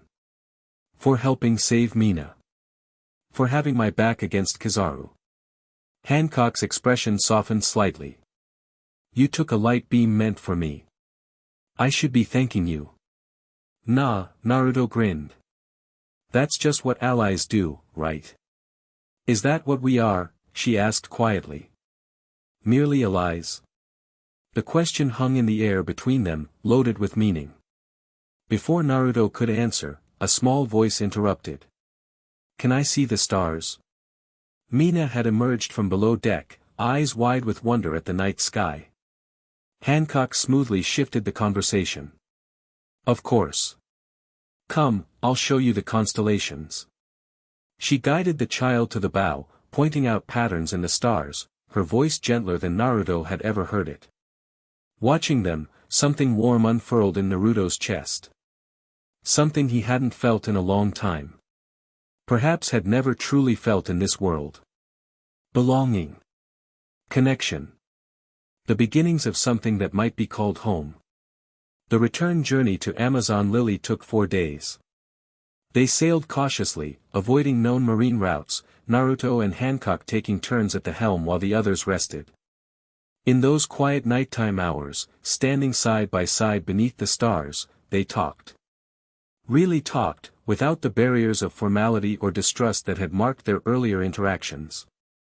Hancock spoke of her childhood before slavery, of the dreams she'd had, of the responsibility she felt toward her people. Naruto shared stories of his original world, of precious people left behind, of adjusting to this new reality. "Do you ever hope to return?" she asked on the 3rd night. "To your world?" Naruto was silent for a long moment. "At first, that's all I thought about. Finding a way back, seeing my friends again." He looked out at the endless ocean. "But now, I've built something here. Made new connections. And honestly, I don't know if going back is even possible." "Would you, though? If you could?" "I don't know," he admitted. "And that's new. For the first time, I'm not sure which world I belong in anymore." Hancock nodded, understanding in her eyes. To exist between worlds. Neither fully of one, nor the other. She gazed at the horizon. "Perhaps that's why you can sympathize with Amazon Lily's isolation. We too exist apart from the wider world." "Maybe," Naruto smiled. "Or maybe I just like stubborn, proud women who can kick my ass." That actually drew a small laugh from Hancock, a sound so rare and unexpected that Naruto stared in wonder. "You're staring, Uzumaki," she said, but without her usual ice. "Can't help it. You should laugh more often. It suits you." A faint blush touched her cheeks, barely visible in the moonlight. "Don't push your luck." But she didn't move away when he shifted closer, their shoulders almost touching as they guided the ship through the night. They reached Amazon Lily to find the island on high alert. Lookout posts were fully manned, and armed patrols circled the harbor. "Something's wrong," Hancock said as they approached. "My sisters would not maintain this level of readiness without cause." Signal flags from the shore confirmed her suspicion. "Enemy sighted. Approach with caution." Naruto extended his observation haki, scanning the waters around them. There, he pointed to the eastern horizon. Marine vessels. At least 5 of them, just beyond visual range. Another attack? Sakura wondered. Or a blockade, Taro suggested grimly. Cutting off Amazon Lily from the outside world. Hancock's expression darkened. Signal our identity. We need to dock immediately. They were met at the harbor by Sandersonia and Marigold, their relief at seeing their sister tempered by obvious concern. "The Marines arrived yesterday," Marigold reported as they walked toward the palace. "They're staying outside our territorial waters, but they're clearly establishing a perimeter." 5 ships became 8 overnight, Sandersonia added. Including what appears to be an admiral's flagship. "Kizaru works fast," Naruto muttered. "He must have sent word ahead while we were escaping." "Not Kizaru," Marigold corrected. "Our scouts identified the flag. It's Fujitora." Naruto and Hancock exchanged surprised glances. "Fujitora?" Naruto frowned. "That's unexpected." He seemed almost sympathetic during the last attack. "Perhaps that's why he's been sent," Hancock suggested. "To negotiate rather than attack outright." Inside the palace, they found Kazuki coordinating defense plans with Kuja warriors. He looked up with evident relief as they entered. "Captain. We were starting to worry." His eyes went to Naruto's bandaged shoulder. You're injured. It's healing, Naruto assured him. What's the situation here? Tense but stable. No marine aggression yet, just positioning. Kazuki gestured to a map where the blockade ships were marked. They're maintaining a perimeter about 5 miles offshore, just watching. And Blackbeard? No sign since the battle. His remaining ships withdrew completely. Kazuki handed Naruto a small notebook. But we found this in the wreckage of his flagship. It washed ashore yesterday. Naruto opened it carefully. Inside were notes in a cramped hand, diagrams, and what appeared to be partial translations of ancient text. Much of it was water-damaged, but enough remained legible to confirm his fears. The ancient weapons, he read aloud. The fourth key, capable of manipulating energy itself. Believed to be connected to the will of D and the fallen kingdom. There's more, Hancock said, reading over his shoulder. The bearer of the Chakra Chakra fruit potentially has the power to awaken or control other ancient weapons. The world government has sought this power for centuries. Which explains their intense interest in you, Sandersonia observed. And why Blackbeard wants your power too, Marigold added. Naruto closed the notebook, troubled by its implications. So I'm not just connected to an ancient weapon, I might be able to control others too. If these notes are accurate, Kazuki said. But Blackbeard isn't known for his scholarly precision. This could be speculation, or misinterpreted translations. Either way, Hancock said firmly, it puts you, and by extension, Amazon Lily, in greater danger than we realized. I should leave, Naruto said suddenly. All eyes turned to him. If I'm the target, I should draw them away from here. My territory in the New World is better fortified, designed to withstand marine sieges. Running accomplishes nothing, Hancock countered. They've already connected you to Amazon Lily. My warlord status is revoked. The damage is done. But your people shouldn't suffer because of me. Our alliance was made with full knowledge of the risks, Sandersonia said. The Kuja do not abandon allies when threats arise. Besides, Marigold added with a small smile, we've grown somewhat accustomed to having the Maelstrom pirates around. Naruto looked around the room at the faces of people who had, against all odds, become something like friends. Even family. The Kuja warriors no longer watched him with suspicion. His own crew had integrated into life on Amazon Lily with surprising ease. And then there was Hancock, standing proud and determined beside him. The woman who had started as his reluctant ally and become, something more. Okay, he said finally. We face this together. But we need to know what we're facing. What exactly does Fujitora want? As if in answer to his question, a messenger entered the war room. Empress. A marine envoy approaches under flag of truce. Vice Admiral Fujitora requests an audience. Hancock exchanged glances with Naruto. It seems we're about to find out.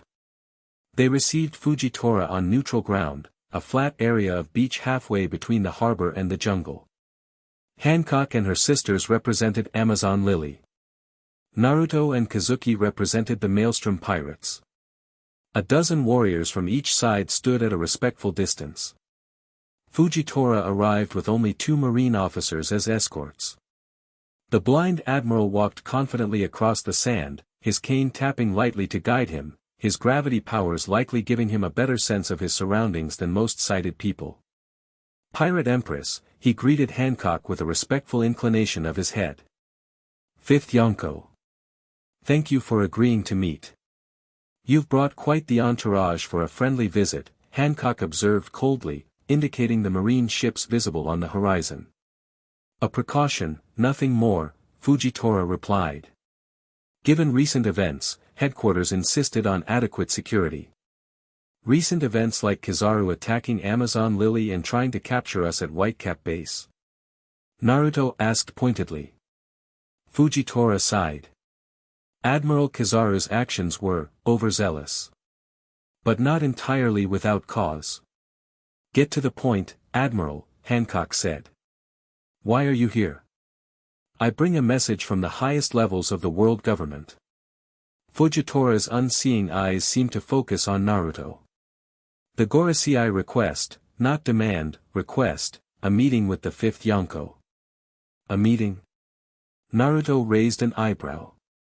After trying to capture me twice, they suddenly want to talk. The situation has evolved, Fujitora said carefully. New information has come to light regarding the nature of your devil fruit power and its potential significance. The ancient weapons, Naruto said flatly. The fourth key. We know. Fujitora's expression registered surprise. You're better informed than we realized. Knowledge flows in many directions, Admiral, Hancock said. The world government does not have a monopoly on information. Clearly not, Fujitora conceded. Then you understand the gravity of the situation. What I understand, Naruto said, is that I'm being hunted because of powers I barely comprehend myself. Powers I never asked for. That is precisely why the Gorosei wish to speak with you, Fujitora leaned on his cane. To share what they know about the Chakra Chakra fruit. Its history. Its potential. And in exchange? Hancock asked skeptically. The world government never gives without taking. In exchange, they offer a truce. Fujitora's voice was solemn. A formal end to hostilities against both the fifth Yonko and Amazon Lily. Reinstatement of warlord status for Boa Hancock, if desired. Naruto and Hancock exchanged glances, communicating silently. This was unexpected, potentially a trap, but also an opportunity. And if I refuse? Naruto asked. Then the current situation continues, Fujitora replied honestly. The blockade remains. Marines continue to hunt you. And eventually, more drastic measures may be approved. Such as? Hancock demanded. I am not privy to those decisions, Fujitora said. But given what the world government believes about the ancient weapons, I would not underestimate their determination. Naruto considered the offer. A meeting with the Gorosei, the five elders who ruled the world government from the shadows. It was unprecedented. Something went wrong with this response, please try again. Please begin the next chapter now. The end. Thank you for watching this video. Please be sure to subscribe to our channel and like this video.